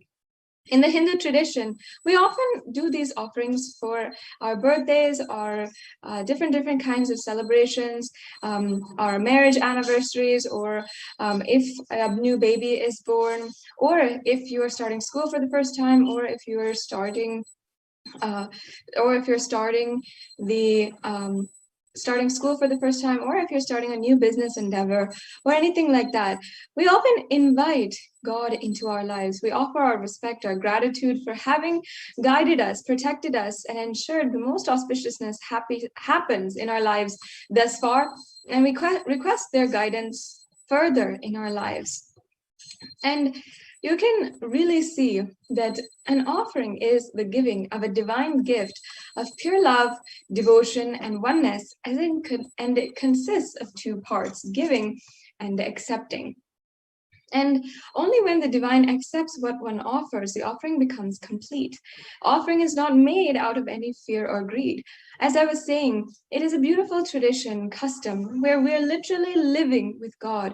We enjoy their presence in their lives. We enjoy the presence of God. We enjoy that they are in our lives. We love to invite them continuously, no matter if it is our birthday, or for our even if we are buying a new car or a new device or new something, we always are asking the blessings of God, and we always request God to be in our lives. And that is beautifully what the Supreme Pontiff of Hinduism is revived as the science of living enlightenment, literally practicing the presence of God in our lives. And any offering that you make is a beautiful way that you can have and experience enlightenment. You can experience the ultimate experience of oneness. Now, before we are entering into the next segment of today's program, let us first invoke the presence of Devi Parashakti, Manonmani, who is the beautiful form of Devi Parashakti sitting on the lap of Paramashiva. Yes, I'll just be chanting this Dhyana Shloka. Deeply sit and imbibe the sacred vibrations that I'm chanting in Sanskrit, the sacred mantras. This literally, even if you don't know the meaning, can literally conjure, can literally invoke the presence of Devi Parashakti amongst us now. So deeply, let us pray as we chant the Dhyana Shloka. Om Indunivabeda Karavahninayam Syat Pankajavaravaya Japakshasarayuktam Angahimabhushana Vichitravasanam Syat Tungamukato Jwalamato Manonmani Swarupam. And the English translation.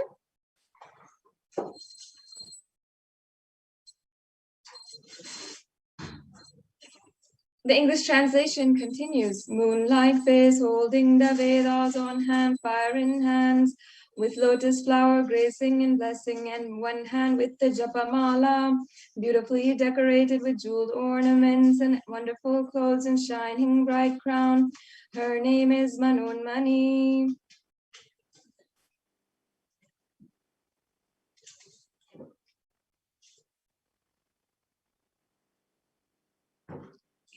And the next Dhyana Shloka. Dhyaye devim trinetram shashini bhavadanam vedahastam dadanam savye padmam varadam apare chabhayam chakshamalam divyera varana vibhar vibhushita tanum brahmadi vipujitam devimeva manonmanim pratidinam kamatra dhatrim shubham.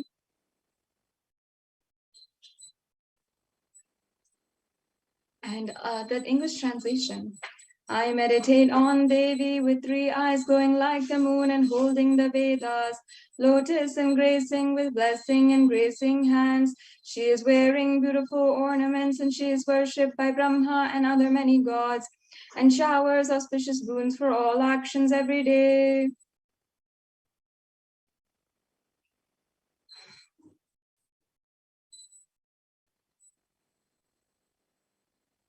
Yes, we can go on.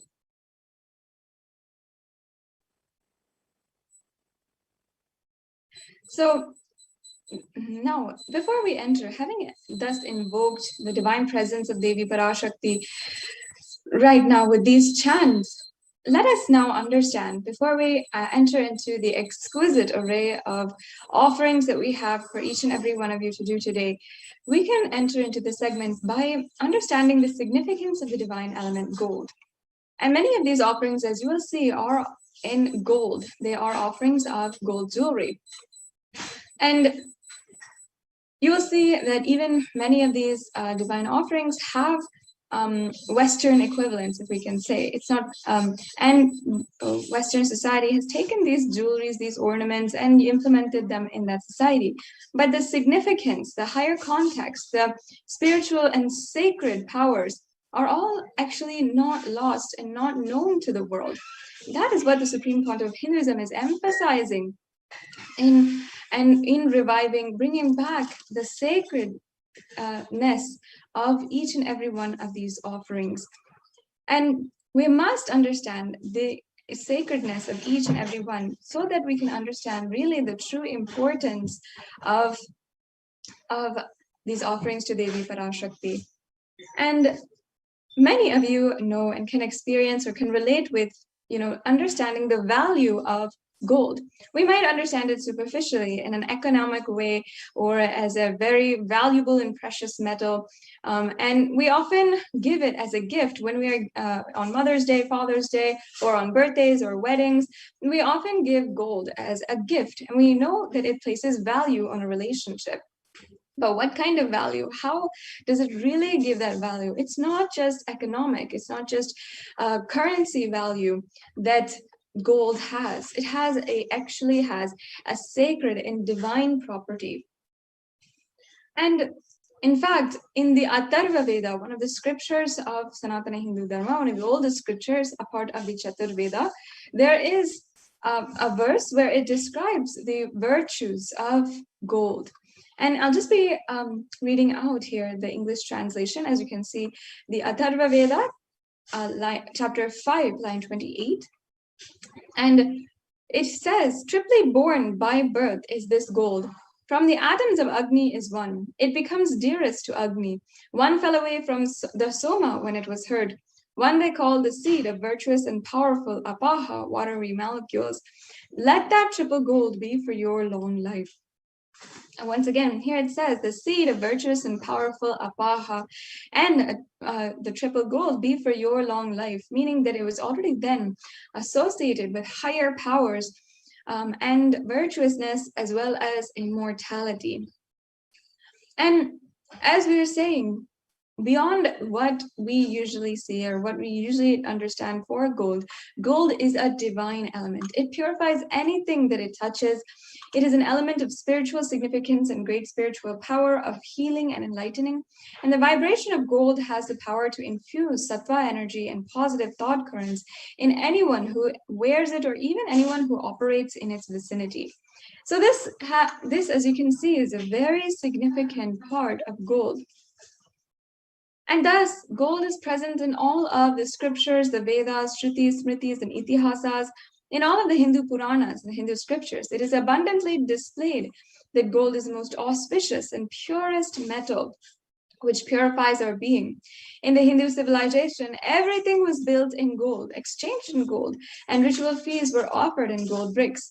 When one was to be saved from life-threatening illnesses, gold was to be offered as a ritual fee. And gold was in abundance and used for weighing equivalent amounts of commodities, including cows. Kingdoms were built in huge doors of gold, and the streets would have huge columns and huge archways of gold. And even the elephants, horses, cows, all the different animals, all the sentient beings who lived in coexistence in the society were all dressed and adorned in gold and literally worshipped as God. So as you can see, gold has so much of significance in the Hindu civilization, and it thrived on the banks of rivers of gold. In fact, the Indus River was called the Hiranyamaya, the river of gold, in the Rig Veda, and the river Saraswati was called the Hiranyavartani in the Atharva Veda. And thus, gold is a supreme element for offering gifts to ones you love and revere. So, and temples are constructed and paved in gold, deities are made in gold and decked and adorned in gold. And because it preserves the enlightenment energy forever, for literally thousands and thousands of years. So now we have established the significance of the element gold, we can enter into the array of offerings that we have today. And you'll see that we have so many different options from if you want to offer any amount, or if you want to offer a more substantial amount and offer your gratitude at the feet of Devi Parashakti, and with a more elaborate and powerful ritual as well. So here is the offering of the e-hundi. The e-hundi offering is an offering of a general donation of any amount. And all of us Hindus know that when we go to the temple, it's a part of the tradition where we'll just offer a few coins or how much ever we want on that day and offer our gratitude at the feet of Devi Parashakti or our Ishta Devata. So this is a feature now available wherever you are through this e-hundi offering. So you can offer, and you can offer how much ever you want immediately today as well. And you can offer through the registration forms with a credit card or debit card, or you can offer through credit card, debit card, or PayPal through the YouTube Super Chat. And we will be going over how you can offer that later. But let us now chant the verses where it refers to Devi Parashakti as the one who removes all fears. Sorry, we can go back to the previous slide.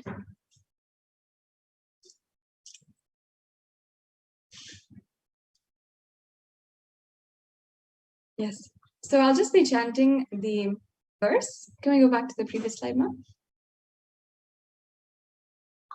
Yes. The previous slide, please.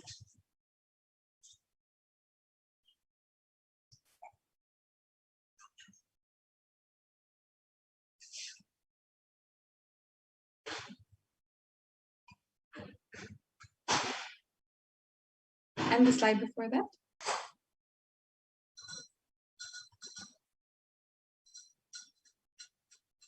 Yes. So I'll just be chanting this verse. Bhakti Priya Bhakti Ghamya Bhakti Vashya Bhayapaha Shambhavi Sharadaradhya Sharvani Sharmadayini.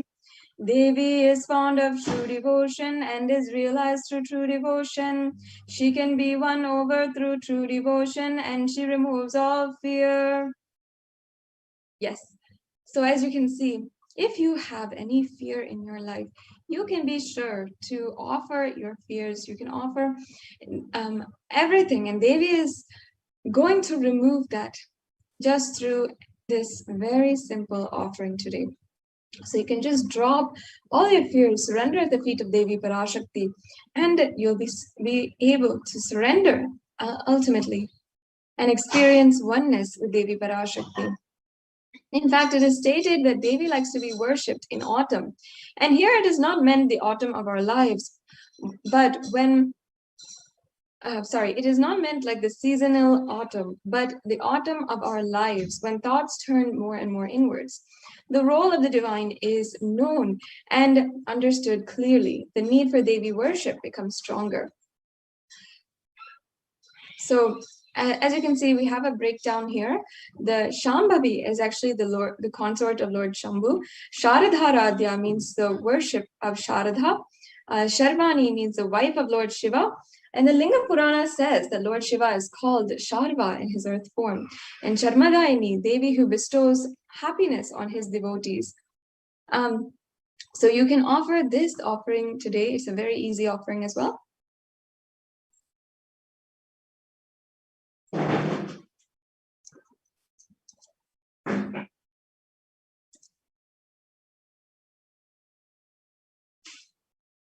Yes. So the next offering is the Sankalpa chanting. In the Hindu tradition, we have a beautiful tradition to offer the Sankalpa. And the Sankalpa is a mantra or a chant which has and bestows and has the power and bestows, blesses every devotee with so much of auspiciousness. And the mantra itself has blessings embedded within its lines of going beyond fear, greed, lust, and manifesting Shaktis, manifesting beautiful powers, and also achieving the space of oneness with Param at the feet of the Supreme Pontiff of Hinduism himself, the Nijavatara, who is gracing us with the Devi Parashakti darshan every single day. So this Sankalpa chanting offering is referred in the Devi Mahatmyam, chapter 12, verse 34, where it says, the goddess enchants this universe and she herself gives birth to this universe. That goddess being prayed without interest in anything gives that knowledge that leads to salvation and gives wealth in the materialistic sense. So the offering of this sankalpa, the conscious resolution, blesses the person offering with all fruition of the desires and wishes which he is yearning for. The next slide, please.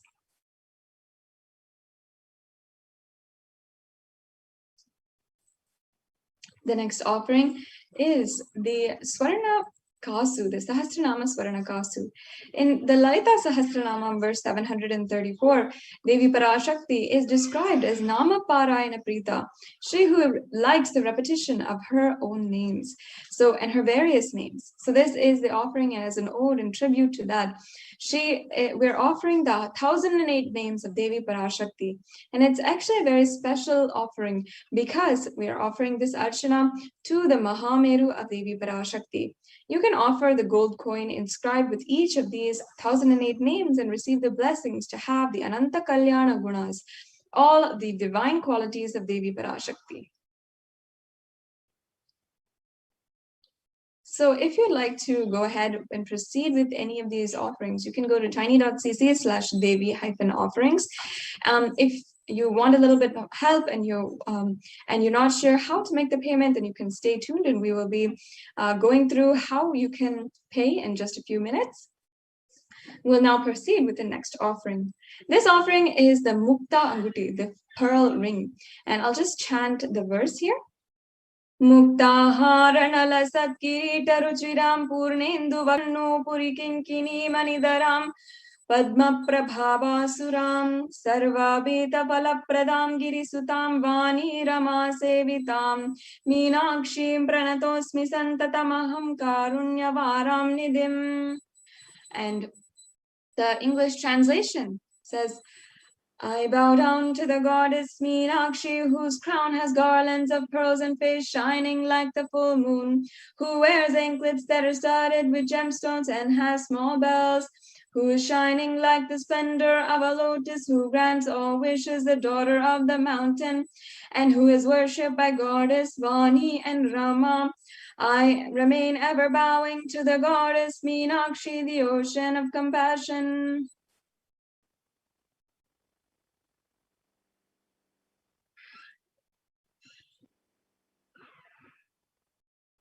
Yes, and you can offer this pearl ring to receive the blessings to be showered by the compassion and pure love in all of your business endeavors.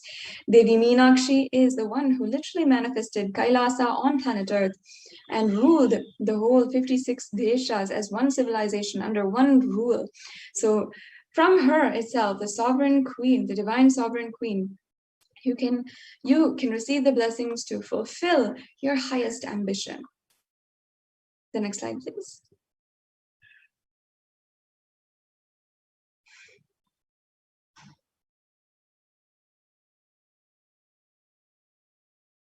The next offering is the Swarna Padma Pushpa, the golden lotus. And in fact, in the Kamic Agama, the golden lotus has a reference, and it says here that all the kalasas should be wound around with suitable thread and covered with new cloth. They should be adorned with a lotus flower made of gold.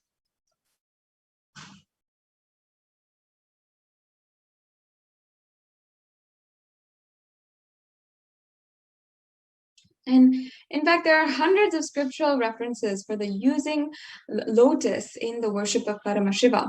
And not just the worship, but also in the arts and architecture, everything has something to do with the lotus. And even the representatives, even all the chakras are represented as lotus. So in fact, the Shakti of Paramashiva is also called the lotus. And the base of the Paramashiva Linga is also the lotus, and the disciple of Paramashiva is also considered as a lotus. So you can offer this golden lotus in any size that you wish to be blessed to have the state, space, powers, and being of Devi Parashakti in your inner space amidst any and every adverse situation in your life.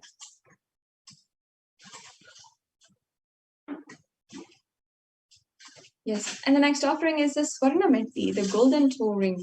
The toe ring is actually a very sacred, a very ancient Hindu custom, which is adorned on the feet of married women upon their marriage. And upon their marriage, they are literally given this toe ring with a ritualistic ceremony. And in that way, they are worshipped as Devi Parashakti. And in that ceremony, they are literally invoked as Devi Parashakti. And that is why they're given this gold, they're given this ornament. So I'll just be chanting that very verse that references Devi Parashakti as the one who liberates all karmas just from her feet. So we'll say Nakhadiditi samchana namajjana tamod guna Padadvaya Prabhajala Parakruta Saroruham, you whose brightness from toenails destroys the darkness of ignorance from the minds of your devotees who prostrate at your feet, you whose brightness from your 2 feet overpowers that of the lotus flower. The next slide, please. The next offering is, So yes, you can offer the toe ring to Devi Parashakti, adorning her sacred feet to be in constant gratitude for receiving her blessings, even in the most difficult aspects of life.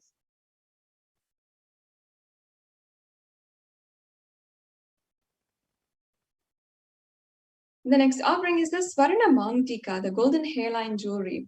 And this is another offering which is a traditional piece of jewelry. And in fact, this Mangtika goes from the crown of the head to the forehead, and sometimes it spans the entire head as well. And this is referred in the sacred scriptures where Devi Parashakti is described as Shuddha Sarabhi Varshini, meaning she who makes the nectar flow in all of our nerves from the Sahasrara, she who gives the very pleasant experience of the enlightenment. The Mangtika represents the nectar flowing from the Sahasrara chakra, which is fully opened. The Sahasrara chakra is the chakra at the crown center. And literally when that lotus is in bloom, and when that lotus is fully ripe and blooming, the nectar which is flowing from it is described as represented by the Mangtika. So you can offer the Mangtika to Devi Parashakti and receive the blessings of achieving the blissful state of overflowing gratitude and the space of complete completion. The next slide, please.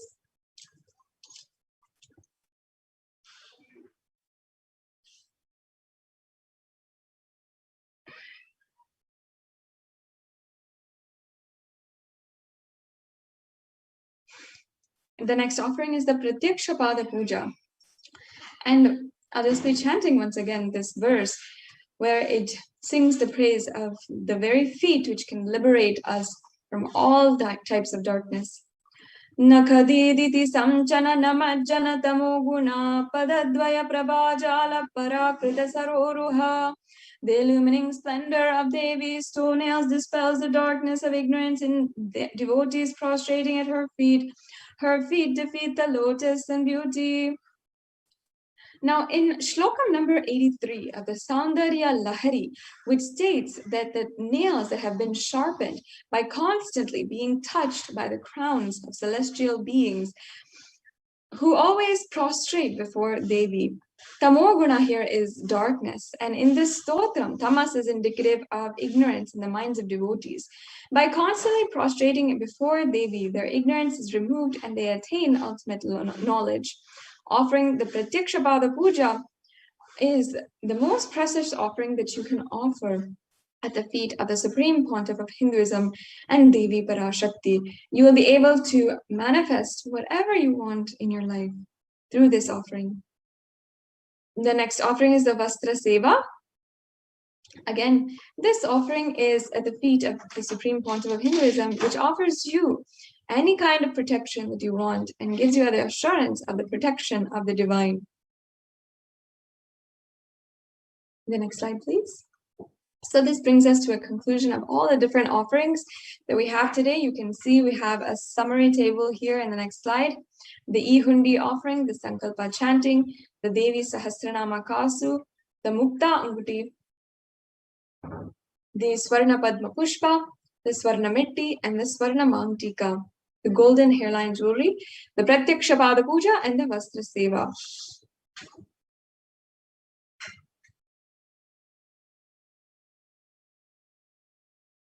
So today, you might be falling under two options here, or might be falling under two categories. One is if you are ready to offer and you're feeling inspired, you want to have this beautiful experience of oneness with Devi Parashakti and deepen your experiences with Devi Parashakti, you can go ahead and go to tiny.cc/Devi-offerings and you can offer these offerings.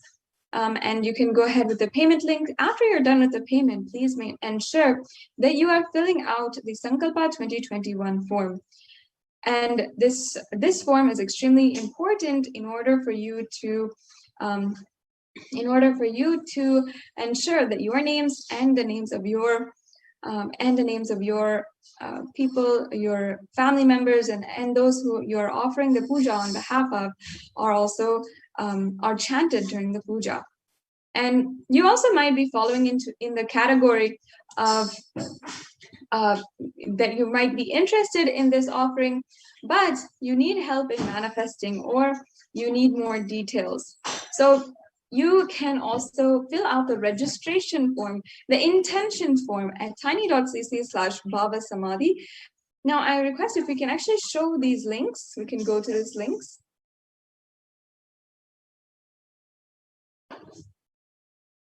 We can go to the tiny.cc/Devi-offerings link. And we'll be able to just show these links. Yes. So while we get that to you, I request each and every one of you to, once again, you can consider making these offerings. And even if you are, wanting to make a general donation or any kind of offering today, I strongly encourage you can manifest this offering today itself and do it out of your complete gratitude for Devi Parashakti.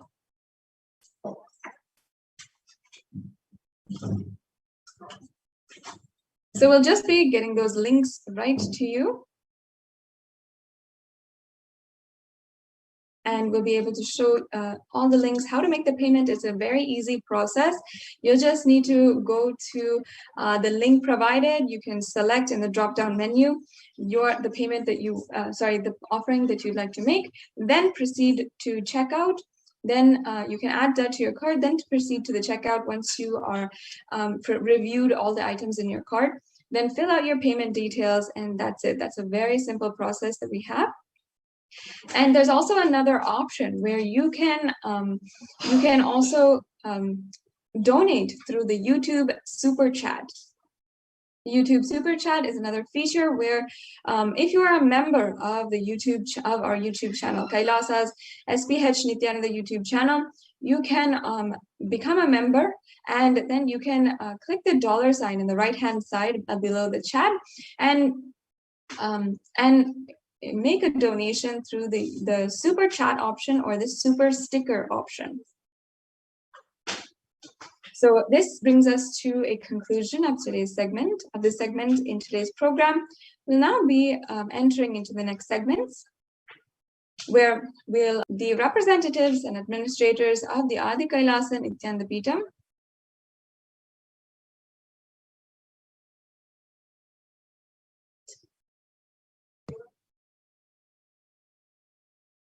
and we'll be right back with you after a quick break.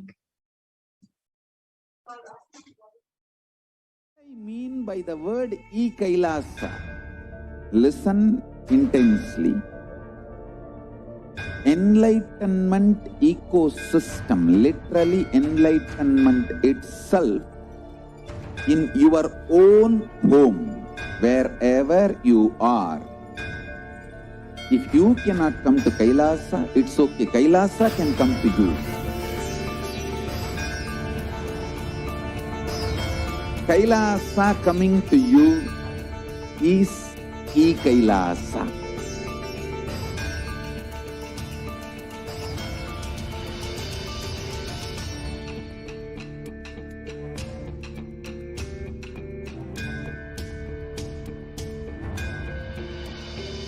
I will revive Hinduism.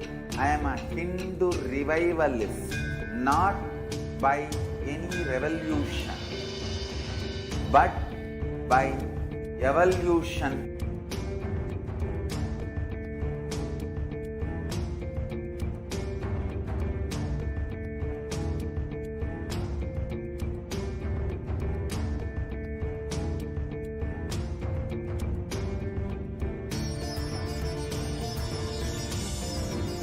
And setting model communities.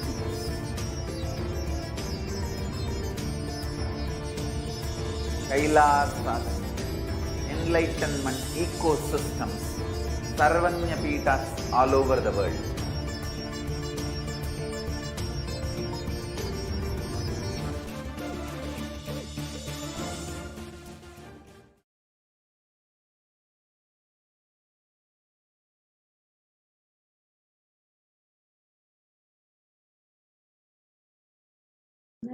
Nithyananda, with the Supreme Pontiff of Hinduism, Jagat Guru Mahasannidhanam, His Divine Holiness Bhagwan Nithyananda Paramashivam blessings. Let's start our next segment. Welcome back.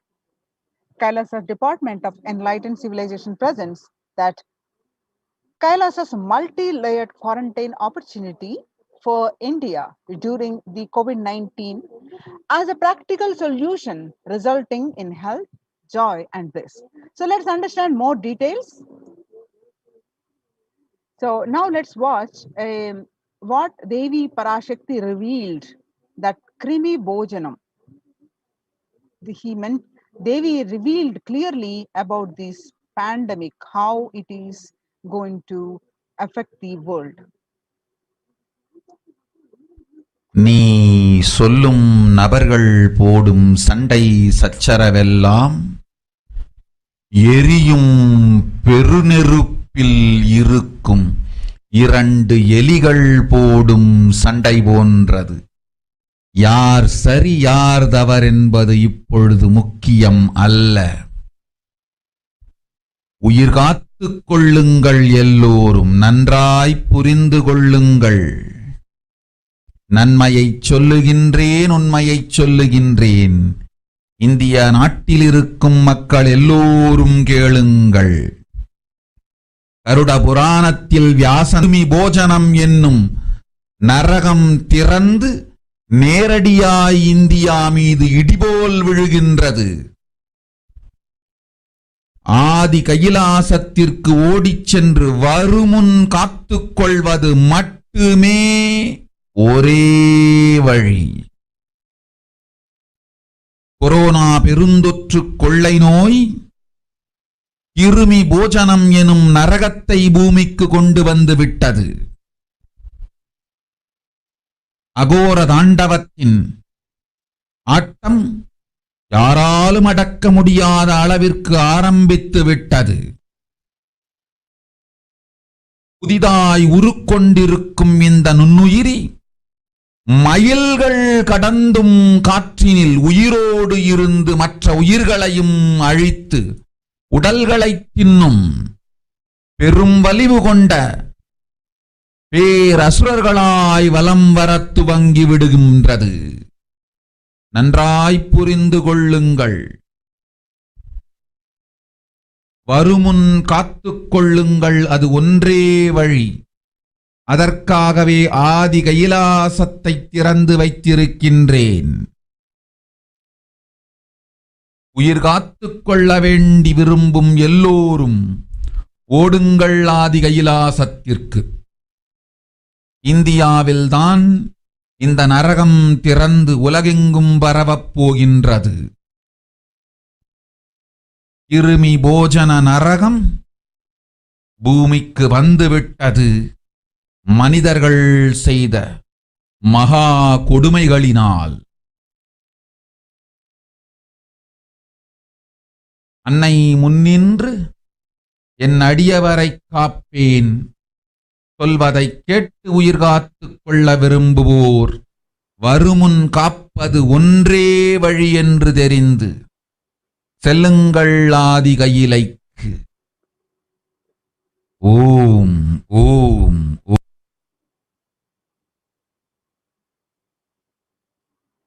The translation of this revelation on 31st May 2021, Devi revealed that everyone in India, all of you listen, the hell of Krimi Bojanam. Krimi is the micro insect and Bojanam is the food. That was mentioned by Vyasa in Garuda Puranam, that has opened and is directly falling on India as a thunder, running to Adi Kailasa and protection. From it is the only way.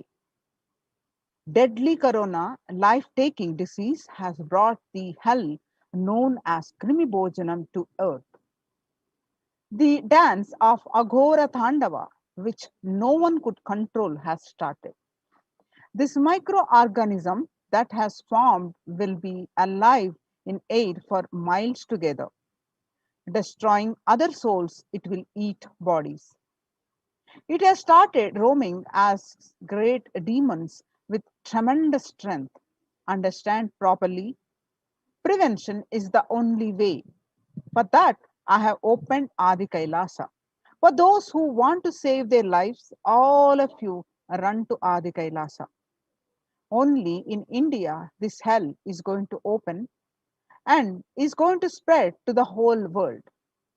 The Krimi Bojanam hell has come to the earth because of the suffering done by humans. Mother, I will protect those who are at my feet, those who listen to me and wish to save their lives, learning that prevention is the only way. Go to Adi Kailasa. There are various scriptural references for this Krimi Bojanam. Krimi Bojana is one of the 28 hells described in the Hindu scriptures that people are sent to suffer in a pit to be eaten up by the worms. In Garuda Purana, one of the chapter, Cosmogony of Hell and the Nether Regions. In Devi Bhagavata Purana, chapter 21 on the narrative of hells. And in chapter 22 on the narrative of the sins leading to hells. In Shiva Purana, chapter 16, uplift from the hell, which is section 5. And in Skanda Purana, chapter 12, redemption from hells. In chapter 2, the merit of visiting Setu. Chapter 30, Shkoti. In the Brahmanda Purana, chapter 20, the hells in nether regions, and chapter 106, sufferings in hell. In Padma Purana, chapter 48, section on the nether world. So these are the various references on the Krimi Bhojanam. So having said that, now see what the situation across the world on this pandemic race. You can see the statistics across the world due to this pandemic. Total deaths so far is 3 million and total confirmed cases are close to 140 million. And latest daily figures are 12,744 to, that is 56 days constant trend, and latest daily figures of deaths are 12,744 deaths on a day-to-day basis, and latest daily figures of the cases, confirmed cases, on 837,000. So the current state of the world of more statistics, and up to the last month, these are the cases. And you can see various statistics. So the world's most infectious disease, now airborne. A quiet revolution has permeated global health circles. Authorities have come to accept what many researchers have argued for over a year. The coronavirus can spread through the air. That new acceptance by the World Health Organization and the US Centers for Disease Control and Prevention comes with concrete implications. Scientists are calling for ventilation systems to be overhauled, like public water supplies were in the 1800s after fetid pipes were found to harbor cholera. The cleaner indoor air won't just fight the pandemic. It will minimize the risk of catching flu and other respiratory infections that cost the US more than 50 billion a year. Researchers said in a study in the Journal Science on Friday, avoiding these germs and their associated sickness and the productivity losses would therefore offset the cost of upgrading ventilation and filtration in buildings. The world's most infected disease, now airborne, and the published by Mint. And he was right. The virus, which is SARS-CoV-2 virus, can travel on very small particles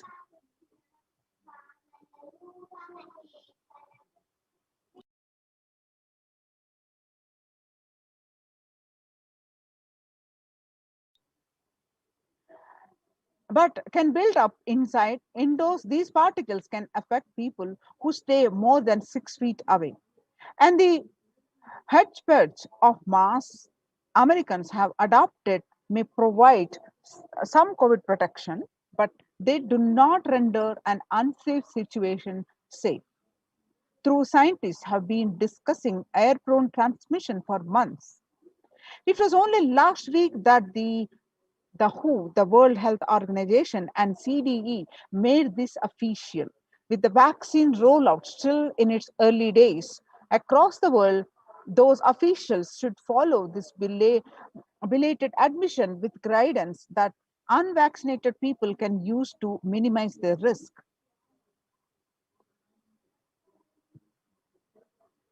In a letter, the Hindu explained, the newspaper, airborne transmission of COVID-19 a risk.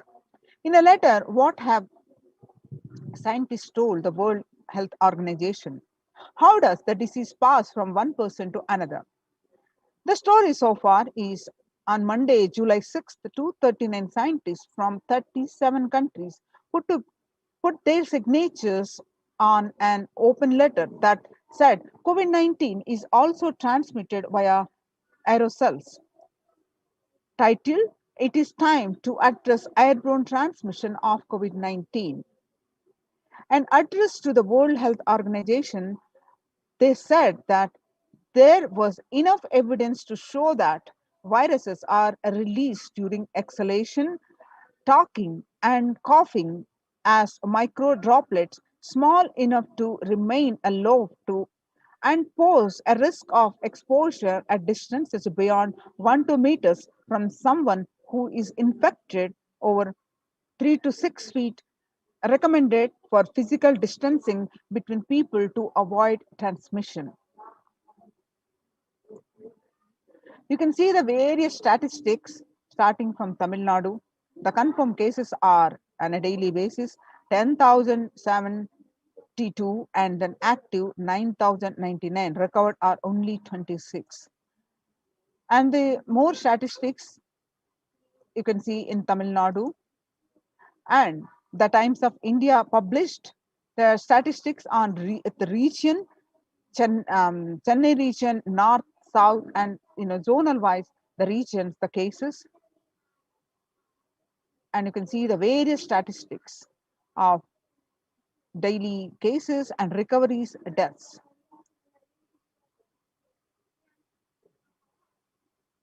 And in Maharashtra, the cases, confirmed cases are in lakhs, active are also in lakhs, and you can see the various statistics as of today. Current state of statistics in Maharashtra, Mumbai, and case summary in Mumbai, what it was in June 2nd, 3 lakh cases per day to 7 lakh cases, active cases per day.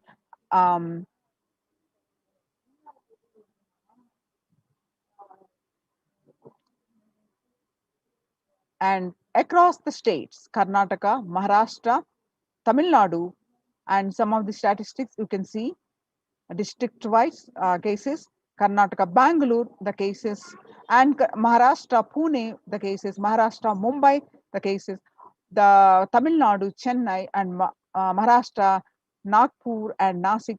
You can see the various statistics and the deaths. The home quarantine is not possible in India, a statement made by the Indian government. The home quarantine is the prime reason for large number of deaths in Assam. The Himanta Biswa Sharma said, Assam Chief Minister Himanta Biswa Sharma said that the home quarantine is one prime reason for the large number of deaths during the second wave of COVID-19 in Assam. The Assam on Monday witnessed 92 deaths, which were the highest single day deaths in the state. Sharma said that we have seen more death cases are happening from home isolation as several people do not keep oximeters and some do not read the counts in the meter properly.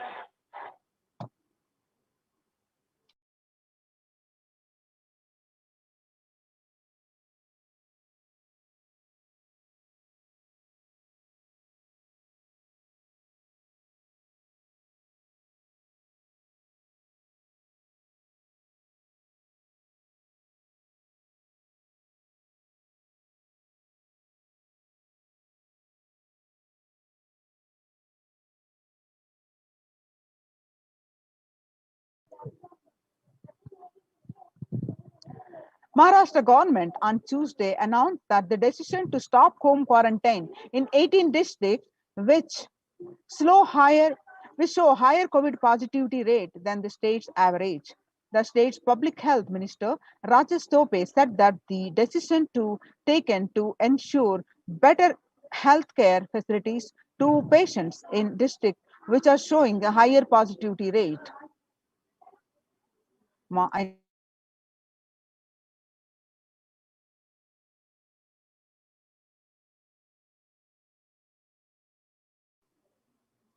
About 41% of the homes have just a single room, which is shared by about 5 persons.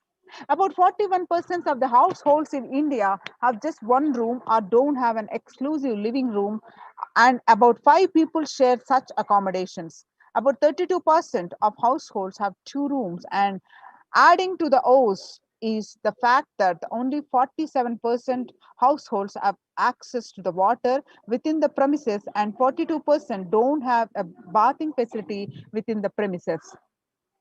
So that is the reason why on home quarantine is impossible for the majority of the Indians. The self-isolation for COVID-19 is impossible for 40% of the Indian families. In order to utilize India's healthcare infrastructure optimally to manage the expanding fallout of coronavirus, the central government on 27th April signaled a change in approach from mandating that every person who tests positive for the virus be moved to isolation beds in dedicated hospitals or units. The government allowed home quarantine for those with mild symptoms. The key additional condition was that their house should allow for self quarantine. That in India is easier said than done. According to the census 2011, about 42% were living in houses where an average 3 or more people were sharing a room.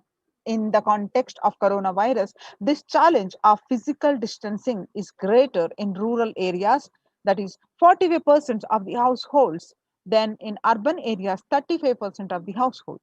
Only one state, Kerala, is looking relatively dignified on this metric, and all districts reporting at least 250 cases have anywhere between 34% to 54% households averaging 3 or more to a room.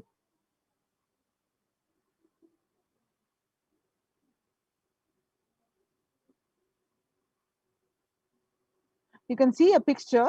A woman weeps after her husband, who is not in the picture, was tested positive for the coronavirus disease and was taken to a quarantine facility during an extended nationwide lockdown to show the spreading of the coronavirus disease at a slum area in Ahmedabad, India, on May 5th, 2020.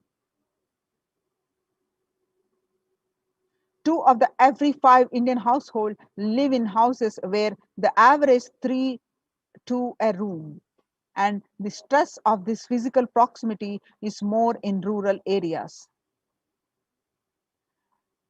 Where is the space for home quarantine in cities? In New Delhi, Health Ministry last week said most cases of coronavirus had been asymptomatic or mildly symptomatic, and had advised home isolation for such people.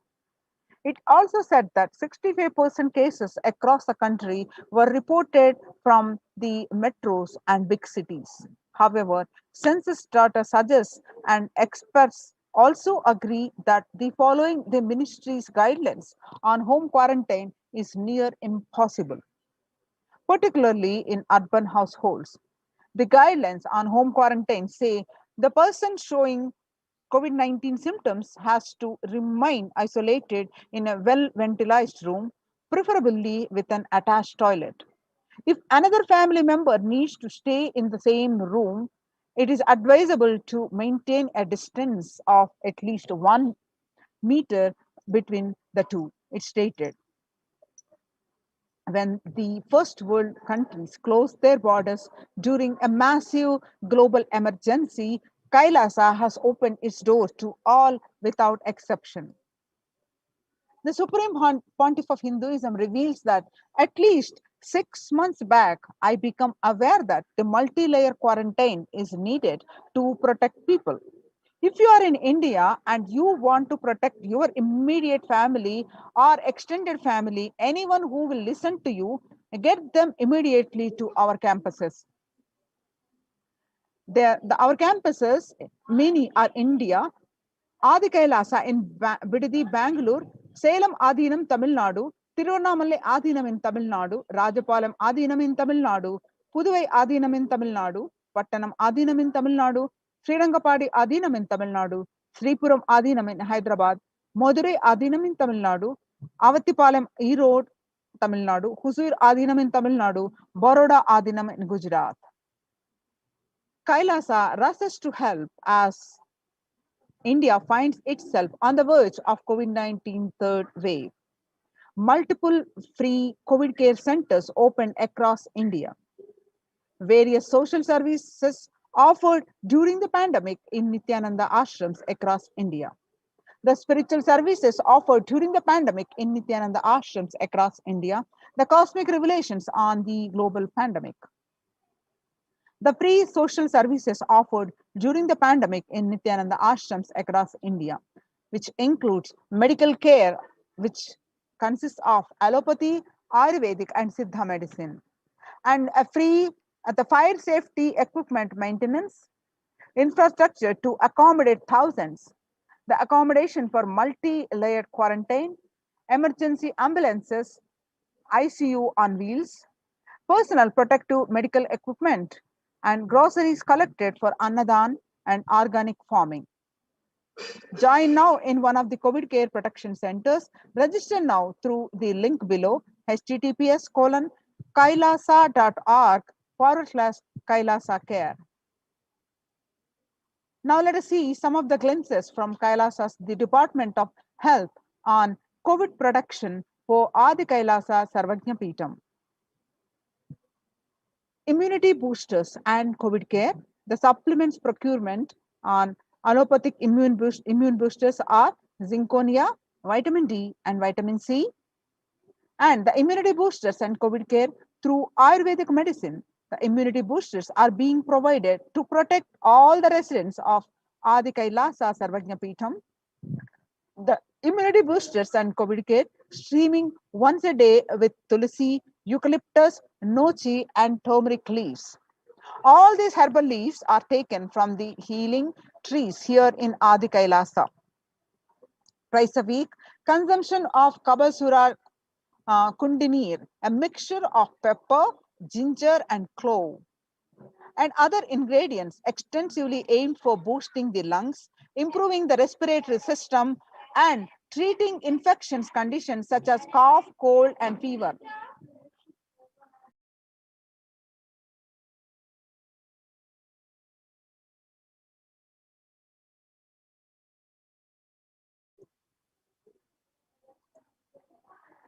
The Neelavembu Kundinir to be taken once a week, the Agastya Leham 5 days, and Talisadi Vatakam 3 to 4 tablets per day for 5 days, and Indu Gunta Kashayam Amrutottara, the Kashayam, both for 5 days, 1 teaspoon with 50 ml warm water, and Sudarshana Gulika once every 5 days, and gargling with salt and turmeric twice a day, and spiritual routine Panchakriya, Haritaki, castor oil, neem juice, Pratama Vinyasa Krama, the yoga, and Trinetra Kumbhaka and Puja. The basic sanitization and safety practices include disposal of soil pads and infected material and non-biodegradables done through incineration. The RO water systems for drinking water, the cleansing and sanitization of overhead tanks, regular deweeding, maintenance and repair of electrical circuits, and communication facilities for safety of the residents, and compost pit falling with biodegradables. The diagnosis COVID care quarantine methodology includes immediately upon arrival to the campus, occupants will be quarantined for 15 days. The swab test, the RT-PCR test to be done on day 5 of quarantine. All food handlers to be wearing masks and gloves and keeping distance. Disposal of waste food to be done with gloves and masks. Disposal of gloves and masks by the incineration, and in case of emergency, protective kits ready at hand to take a COVID positive potential to hospital. The hand washing and infection control, washing hands as often as possible, thoroughly with the soap and water or with alcohol-based hand sanitizer. Avoid sharing any items, that is example, dishes, drinking glasses, cups, eating utensils, towels, bedding, or other items with other residents in the Adhinam. The mask protection. Wear a mask at all times when and if exposed to vendors or outside people. Double layer cotton masks should be changed every day up to 24 hours and can be reused after washing with detergent and sun dried. If it gets wet by saliva, secretions, or sweat, change it or wear a dry mask. The wet mask can be stored in a sealed plastic cover and washed with a detergent and reused later. You can see the picture here. And the face shield. A face shield will be provided as an extra protective wear for people at the gate, interacting with the vendors, outsiders. Use of hand sanitizer, hand washing, regular steaming, taking of preventive kashayams, turmeric salt water gargling, and bathing with washing of clothes with history of any exposure. If symptoms appear, the cough, fever, difficulty in breathing, he or she should immediately inform the medical person in charge immediately. The standard operating procedures include quarantine rules. First line of quarantine, the people in the first circle who are in contact with the vendors. Area of stay conform to the outermost area where the communication with the outside is happening with the vendors, etc. Stay in a well ventilated single room, preferably with an attached separate toilet. Person should not come into contact with inmates of Adhinam, especially elderly people, the pregnant woman, children, and persons with comorbidities, that is hypertension, diabetics, heart problems, asthma, etc. Restrict his or her movement within the area or room, first line of quarantine.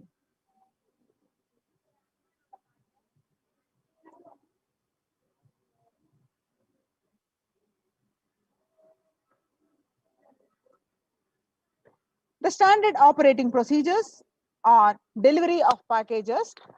All parcels received at the gate should be sanitized, spraying with disinfectant. All deliveries will be contactless delivery. Wearing of face coverings and hand gloves are mandatory if contactless delivery is not an option, or request the delivery to be left in a protected and isolated place. The outer packaging of the item or product will be disposed before it enters the Adhinam. Packages will be quarantined before being delivered. All the delivery bags, boxes, thrown away after transferring the items to their respective places. All surfaces of the package will be cleaned with a simple disinfectant and left to dry. All hands which are handling the packaging will be thoroughly washed with soap and water or antibacterial solution frequently. All mail and packaged products which are non-perishable will be left outside for 24 hours before using them. Disinfection, that sodium hypochlorite, the bleach or chloride, will be used 1 teaspoon of bleaching powder in 3 cups. Alcohol at 70 to 90% will also be used for surface disinfection. Clothes to be washed separately with detergent and dried. Sharing of items is strictly prohibited. This prevents the spread of the virus. The warning signs: if the fever continues for more than 5 days, fever returns to the second week after having been there for a day or two, fever more than 101 Fahrenheit after day 4, and resting heart rate over 110 when there is no activity happening, breathlessness, tightness in the chest. Oxygen saturation less than 94% on pulse oximeter. Our 6-minute walk test record the saturation rate before and after walking briskly for 6 minutes.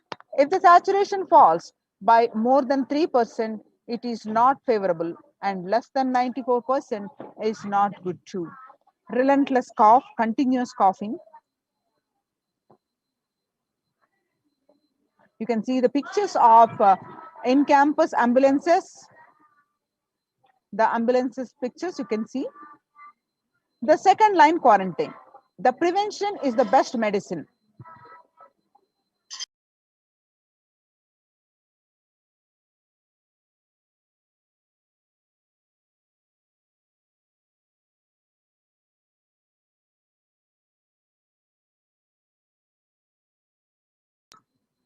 Prevention is the best medicine.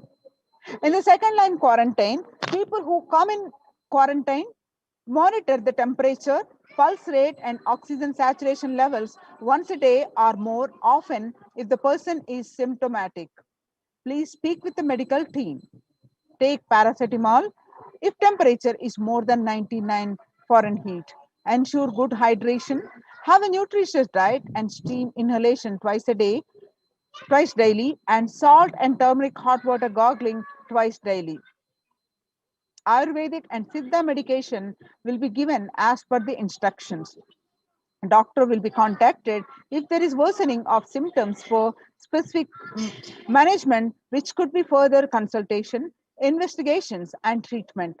Residents will be asked to continue taking medications if they are on a blood pressure, sugar, heart elements, etc. Doctors will be consulted if comorbid conditions pose a higher risk. Residents on medication will be asked to bring 2 months of supply till the Adinam is able to organize the medications for them. Residents will be asked to take a long deep breaths, pranayama, lie in prone position on the tummy as much as possible so that the lungs expand well. If there are no symptoms, the person will come out of quarantine after a total of 15 days. The test will not be repeated if clinically well. If there are symptoms, the person will need to be and need medical opinion and necessary investigations and treatment. The common symptoms which will looked out for: fever, sore throat, fatigue, excess tiredness, cough, mostly dry and wet cough in some, and body aches, headaches, loose stools, vomiting, loss of sense of smell, loss of sense of taste, exhaustion, giddiness, and fainting.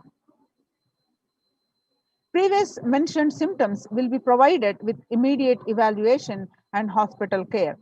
Early detection of these warning signs and identifying the timeline is very crucial for better outcome. These will be monitored very closely and is the most important thing that needs to be done. Identifying day one of symptoms is a very crucial in the management with respect to monitoring and treatment protocols. Day one would be when the very first symptom started. Investigate for the possible source of contact. All the people who have come in close contact 3 to 6 feet range with the primary case in the last 3 days need to be isolated separately and monitored for the symptoms as well. Infectivity starts 0 to 3 days before the onset of the symptoms, and the infected person sheds the virus till 9 days. Any of the above symptoms in various combinations signals the possibility of COVID, even though the same symptoms can happen with any viral infection in a pandemic, and it is to be considered as the possible diagnosis.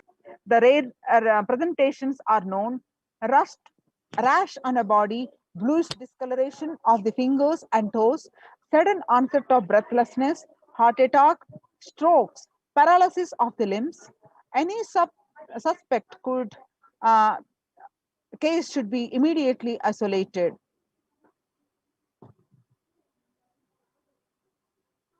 Now, the second line of quarantine includes no visitors to be allowed in the vicinity of the quarantined person.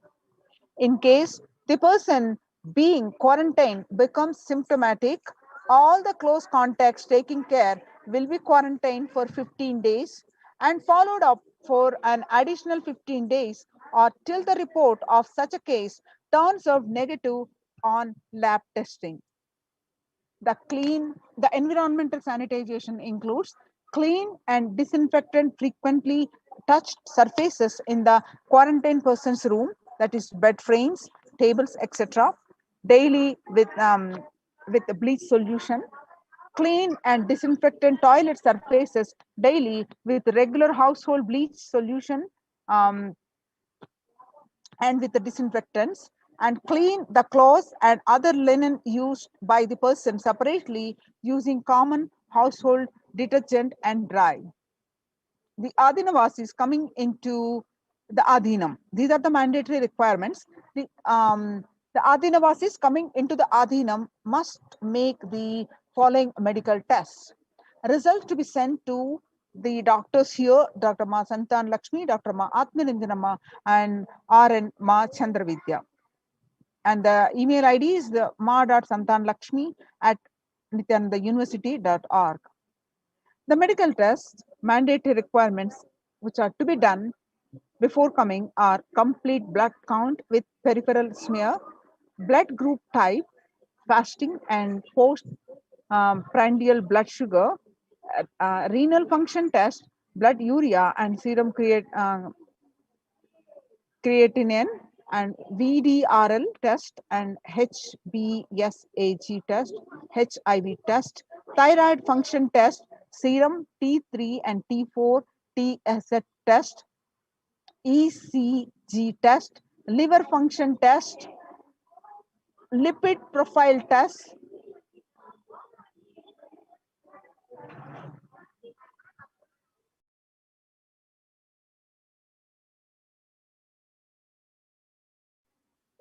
medical test. Please get your RT-PCR test for COVID-19 taken 2 days before coming into the Adhinam and send it to the previous mentioned email address to get clearance.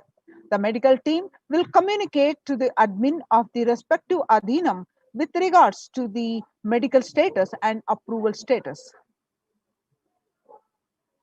Once communicated, the person should come into the Adhinam within 24 to 48 hours of the test.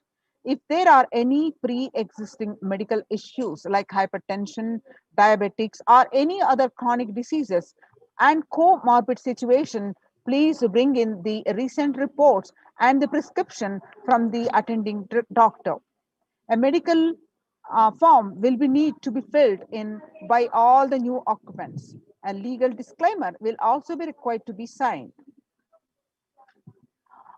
The quarantine rules includes all the people in quarantine will be monitored for temperature rise, oxygen status, and other symptoms during the period of quarantine.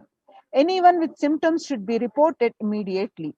The designated quarantine person will be responsible to monitor the pulse oximeter and temperature daily. The equipment should be sanitized after every use, and knowledge for the same will be given by the medical team. The report of these recordings will be reviewed by the medical team daily. During the quarantine period, certain Ayurvedic and Siddha preparations, steaming, saline, and turmeric water gargle, and other immune boosters will be given by the caregivers, which has to be followed strictly. After 15 days, they can be out of quarantine. Please follow the basic guidelines of living in the Adhinam, some of which are listed below. Smoking, drinking, drugs, substance abuse is strictly prohibited. Consumption of non-vegetarian food is strictly prohibited. Illicit sex is strictly prohibited. Please follow the basic etiquette like traditional Indian clothing, personal and environmental cleanliness, and hygiene. The following measures below will help prevent in the spread of the infections in the Adhinam, such as cold, flu, and stomach bug, and protect the Adhinavasis. Make sure the workplaces are clean and hygienic. Surfaces such as desks and tables and objects that are telephones, keyboards need to be wiped with disinfectant regularly to prevent. Promote regular, thorough hand washing by Adhinavasis.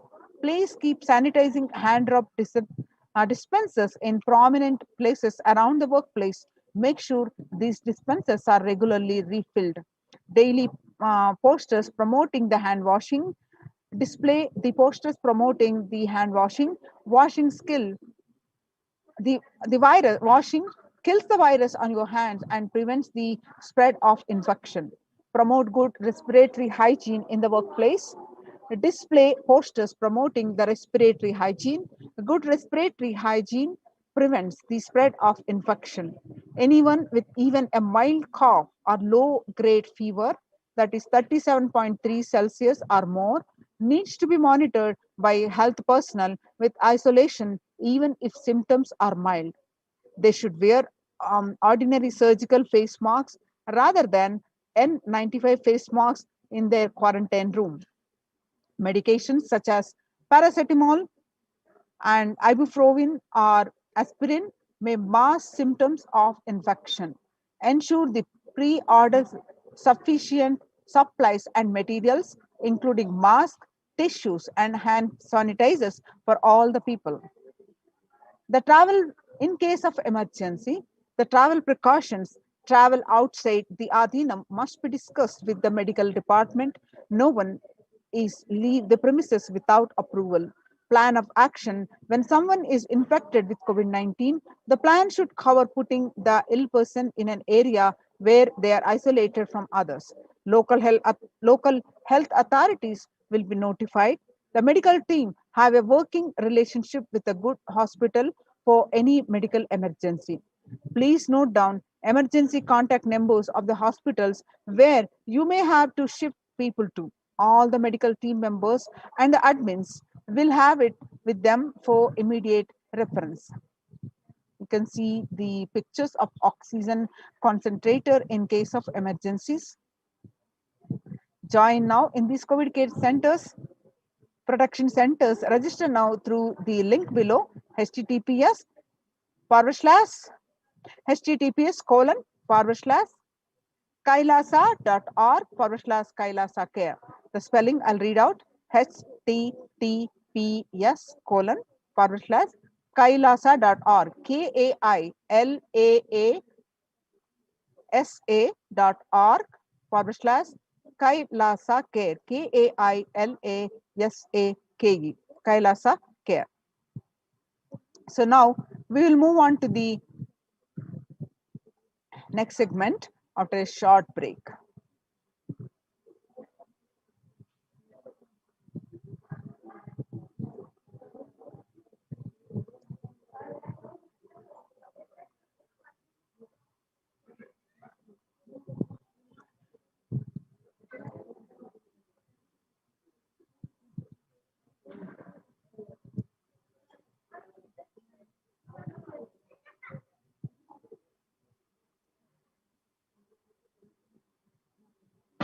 Now, welcome back. The Kailasa Department of Enlightened Civilization presents, with the blessings of the Supreme Pontiff of Hinduism, Jagadguru Mahasannidhanam, His Divine Holiness Bhagwan Nithyananda Paramashivan's blessings, multi-layer quarantine COVID care protection centers at the de facto spiritual embassies of Kailasa, how they are functioning, and we'll learn more details. Before that, again, we'll see one more round of the world. In this segment, you see that the need of the Annadan, that Supreme Pontiff of Hinduism doing while continuously his upbringing itself was like that, and continuously he's promoting across the Kailasas embassies. What is the need for the Annadan? If you see the world today, COVID-19 is creating a hunger catastrophe in India. The pandemic has led to increase in the global food insecurity, affecting vulnerable households in almost every country. It has exacerbated the existing inequalities, pushing millions of people into the vicious cycles of economic stagnation, loss of livelihood, and worsening of food insecurity. The World Bank estimates that 71 million people will be pushed into extreme poverty across the globe as a result of the pandemic. The World Food Programme estimates that an additional 130 million people could fall into the category of food insecure over and above the 820 million who were classified as such by the 2019 State of Food Insecurity in the World report. Hunger in plain sight. COVID-19 worsens the plight of food insecurity. More than 50 million people have experienced the food insecurity during the pandemic, up to 35 million in 2019, according to the Feeding America nonprofit, the nation's largest domestic hunger relief organization. The child malnutrition and the hunger skyrocket in Haiti as COVID-19 infection spike. At least 86,000 children are at risk of developing to acute child malnutrition this year in Haiti.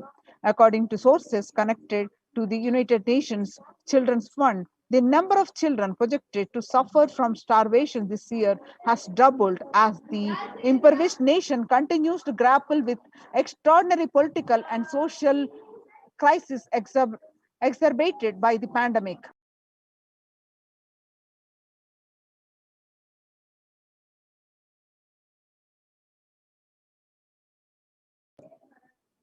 Refugees are paying the highest price in the COVID-19 pandemic. Vulnerable groups such as refugees are paying the highest price in the COVID-19 pandemic.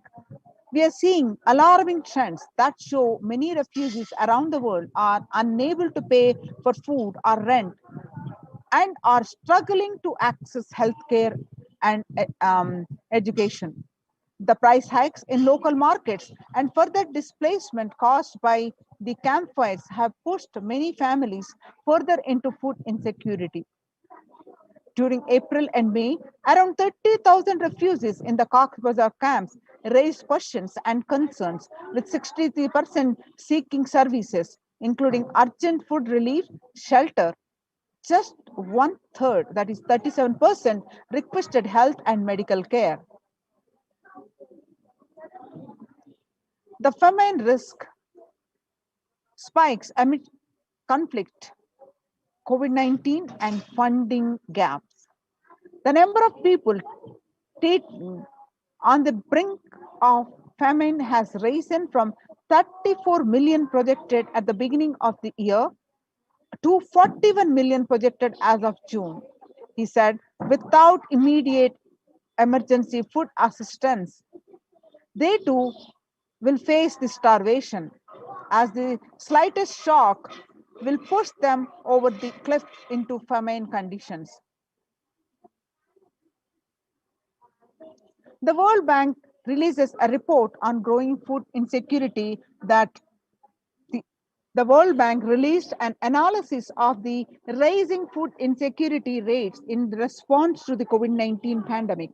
The report released on Monday, 20th, 2021, on May 20th, 2021, stated that COVID-19 impacts have led to severe and widespread increase in global food insecurity, affecting vulnerable households in almost every country, with impact expected to continue through 2021 and into 2022. It also states that the global food prices increased significantly by 38% since January 2020. World Economic Forum released that 155 million people are caught up in food crisis of varying severity. 133,000 people in Burkina Faso, South Sudan, and Yemen are most at risk. 10 countries account for the 2/3 of these facing acute hunger. The resilience of anti-food systems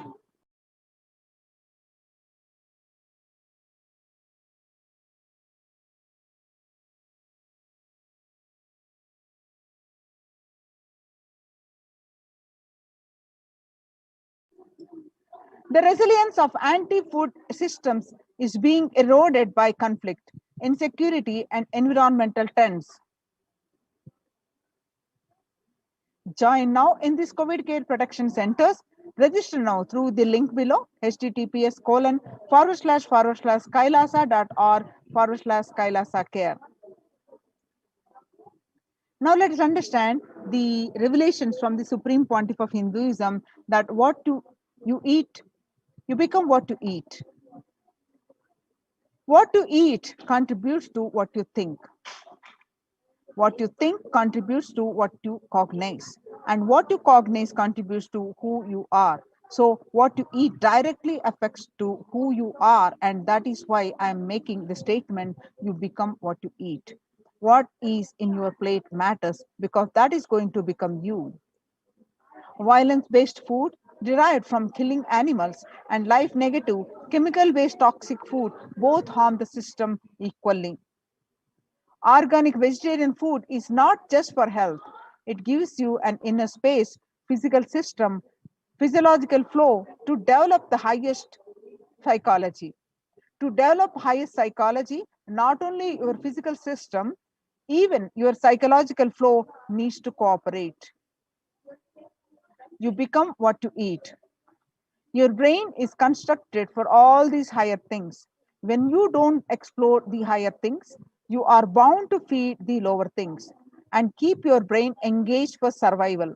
If you don't explore the higher dimensions of consciousness, you will force yourself into the drugs and try to explore the hallucination, imaginary, illusory dimensions of the universe. Vegetarianism as the lifestyle. The human body is naturally designed for vegetarian food. The inner mechanisms like feeling, thinking, words, and everything is designed to function with the vegetarian food. It is like having a generator which can handle only 220 volt current, or a UPS which can handle only 220 volt current. But it is given 20,000 volt current, what will happen? It will get fused. The food without anxiety, the food without fear, the food without depression and by memories, if they are consumed by a person, the energy with which they think, the energy with which they utter the words, the energy with which they act, the energy with which they feel, everything will be aligned to the natural source of energy. It will be aligned to nature, which is the inner potential energy. The Kailasas Annalayas serve continuously the free organic vegetarian sattvic meal for one and all, eliminating the hunger. The developmental, economic, social, and medical impacts of malnutrition and famine have a critical impact on the individual, familial, community, national, ultimately on the global level. With the ongoing COVID-19 pandemic triggering an alarming spike in food insecurity, and the United Nations have given warnings of famines of biblical proportions. In 2020 alone, 690 million people were estimated to be pushed into food insecurity. The access and availability to organic food has become of utmost importance. Through the Kailasa Department of Agriculture, the Supreme Pontiff of Hinduism, Jagadguru Mahasannidhanam, His Divine Holiness Bhagwan Nithyananda Paramashivam, has committed to distribute the free organic food to everyone, not just since the beginning of his public life, but from his very upbringing itself. Kailasas Annalayas, the food bank established all across the globe, distributes and serves free vegetarian organic food for people of all caste, creed, religion, race, gender, and social standing. Under the symbol Red Om, providing relief work for natural and man-made calamities, working to eliminate the world hunger. Supreme Pontiff of Hinduism said on 17 June 2019, he reveals that we will revive the food supply system of Kailasa. Before you get hungry, food will be ready. Continuous Annadanam. I am not giving any fantasy. It is already become a reality. You can see the pictures way back in 2002.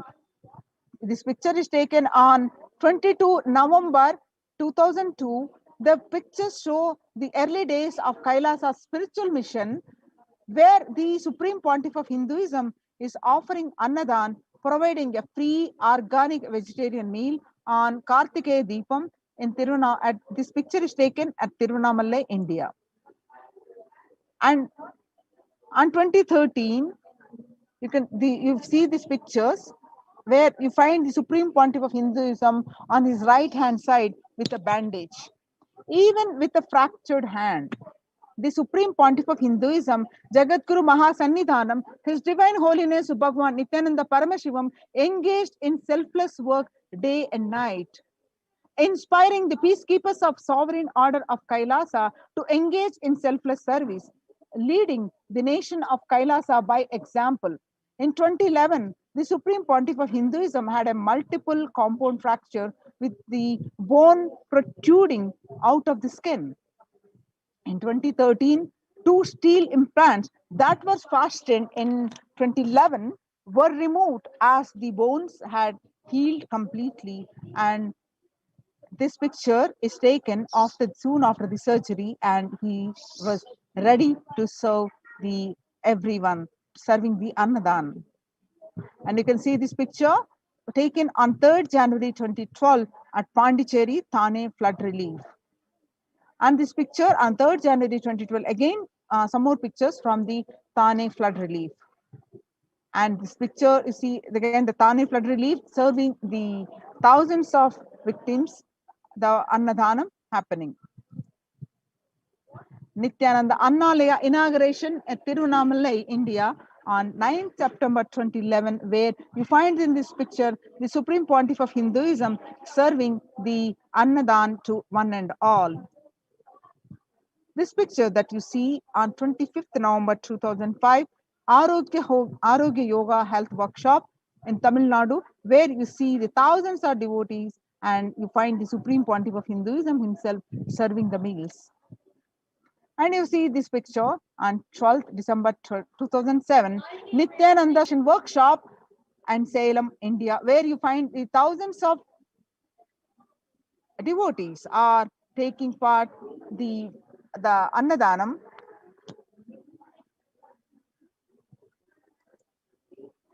You find this picture on 20th September 2012, Nithyananda Spurana Meditation Workshop in Tirunamallai, India.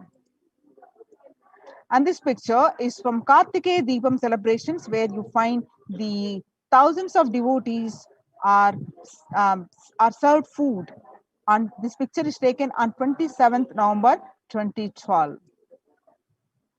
And this picture you see are taken during the part of the Inner Awakening Meditation Workshop in Tirunamallai, India, where this picture is taken on 10th May 2017. On 10th April 2017, Kalpataru Meditation Workshop in Tirunamallai.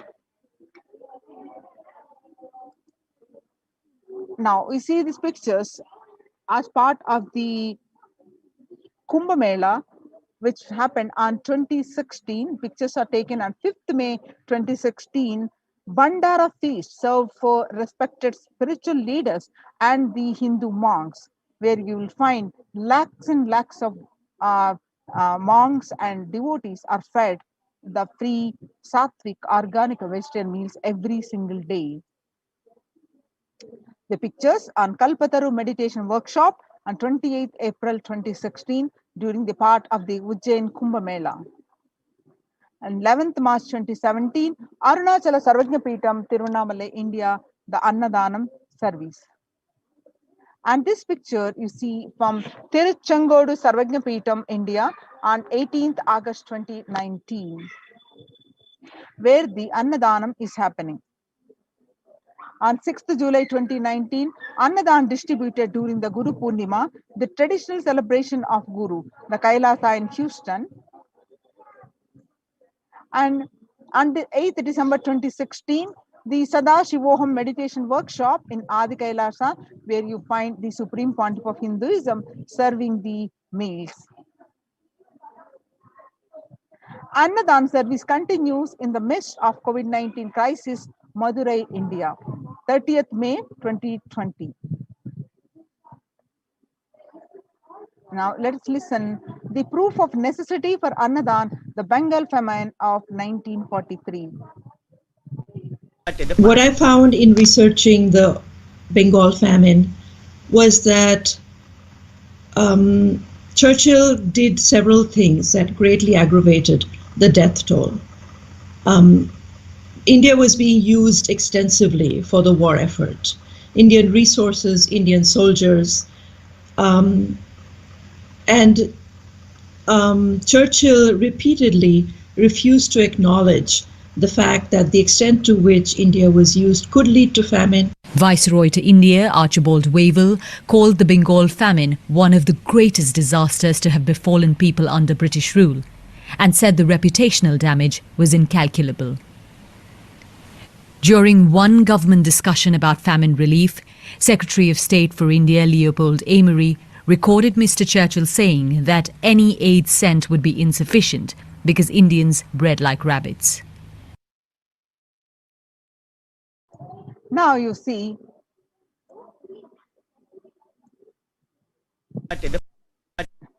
in 1943-1944, from the video, we learned that in the man-made famine of Bengal, as per the existing records of 3+ million were murdered. The Prime Minister of the world's biggest empire, controlling the 1/3 of mankind, claimed that they could not do anything about the people dying of hunger because Hindus bred like rabbits and the famine was their fault. In 2016 Ujjain Kumbh Mela, the peacekeepers of Kailasa served organic food to over 3 million people. Peacekeepers of Kailasa, under the leadership of the Supreme Pontiff of Hinduism, served the more than 1 billion free meals in that Ujjain Kumbh Mela in past 26 years, and are determined to end the hunger and poverty in all its forms. Kailasa, with 200 peacekeepers at any given time, can deliver what even one of the biggest countries could not do. Kailasa is not driven by war or fear or greed. It is an enlightened based nation driven by selfless service.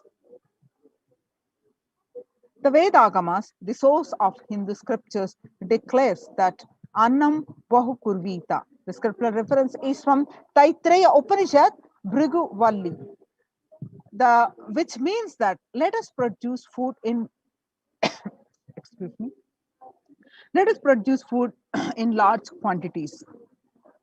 Through the widespread distribution and promotion of free, healthy, organic food, Kailasa's global peacekeepers, led by the Supreme Pontiff of Hinduism, serve such that we may achieve food security, improve nutrition, and promote sustainable agriculture globally.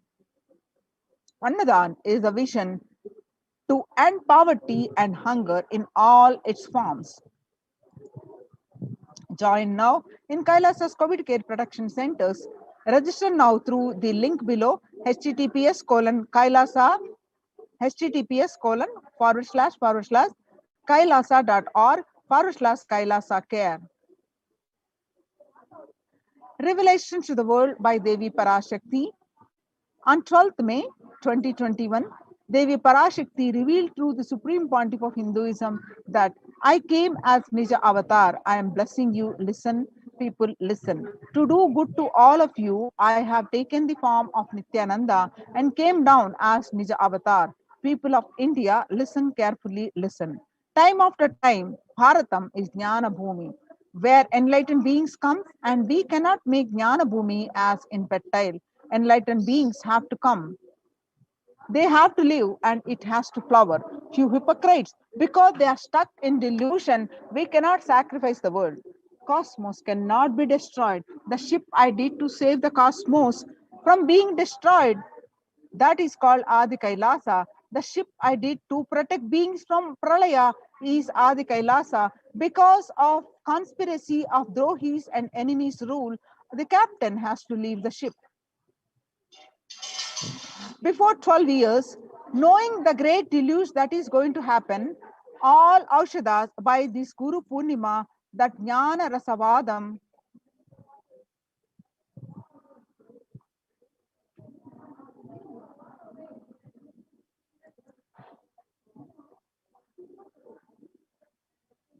Before 12 years, knowing the great deluge that is going to happen, all Aukshadas, by this Guru Purnima, that Jnana Rasavadam, Navapashana is going to flower, allow people to come and take dip in Navapashana flower.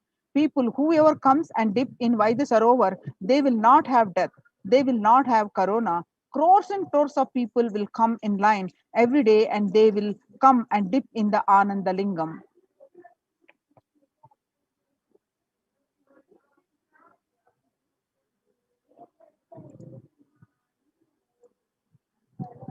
Listen well to my words. For India, I made ship as protection. The Nithyananda Navapashana Lingam in Vaidyasarovar. Go to Adi Kailasa, O Indian, listen. All those regretting losing Nithyananda Navapashana without confusion and without talking just as lip service, go to Adi Kailasa.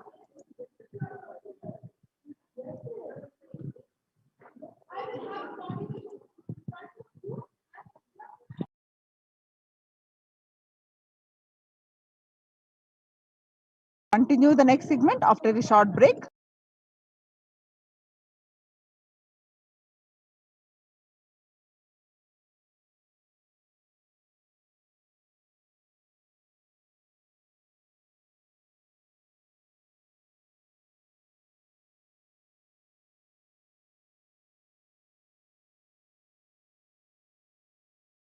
What I mean by the word e-Kailasa, listen intensely. Enlightenment ecosystem, literally enlightenment itself, in your own home, wherever you are. If you cannot come to Kailasa, it's okay. Kailasa can come to you. Kailasa coming to you is e-Kailasa.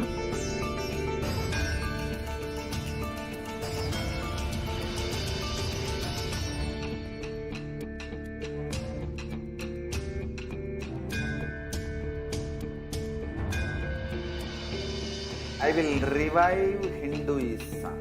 I am a Hindu revivalist, not by any revolution, but by evolution.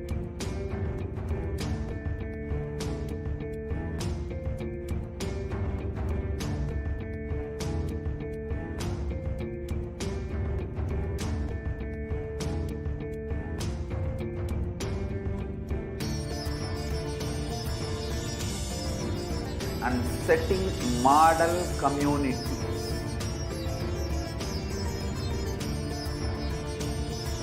Kailasas, enlightenment ecosystems, Sarvanya Pitas all over the world.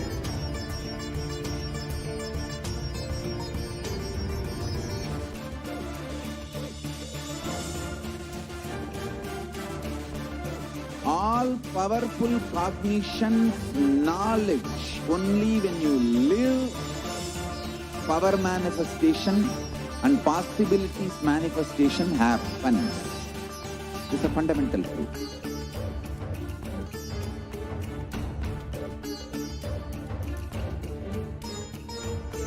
Hinduism cannot live exclusively as one sampradaya. No. All sampradayas of Hinduism is an ecosystem.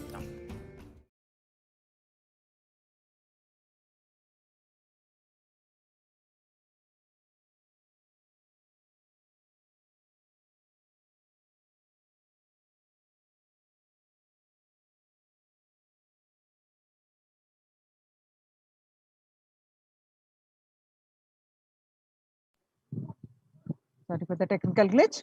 Okay. So on 12th May 2021, Devi continued to say that before 12 years, knowing the great deluge that is going to happen, all Aukshadas by this Guru Purnima, that Jnana Rasavadam, Navapashana is going to flower. Allow people to come and take dip in Navapashana flower. People, whoever comes and dip in Vaidyasarovar, they will not have death. They will not have corona. Crores and crores of people will come in time.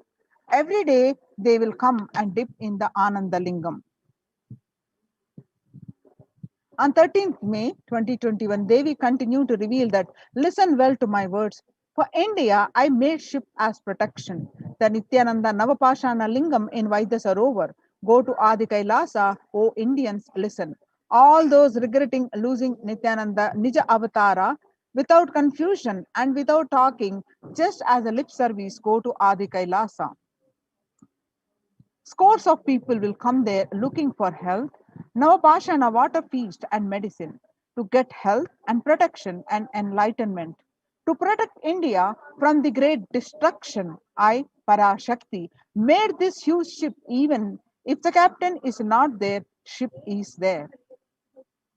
When the first world countries closed their borders during a massive global emergency, Kailasa has opened its doors to all without exception. Join now in one of the COVID care centers. Kailasa rushes to aid India as India finds itself on the verge of COVID-19 third wave. Multiple free COVID care centers opened across India. Various social services offered during the pandemic in the Kailasa de facto spiritual embassies across India. Spiritual services offered during the pandemic in Kailasa's de facto spiritual embassies across India, and cosmic revelations on global pandemic. The free social services offered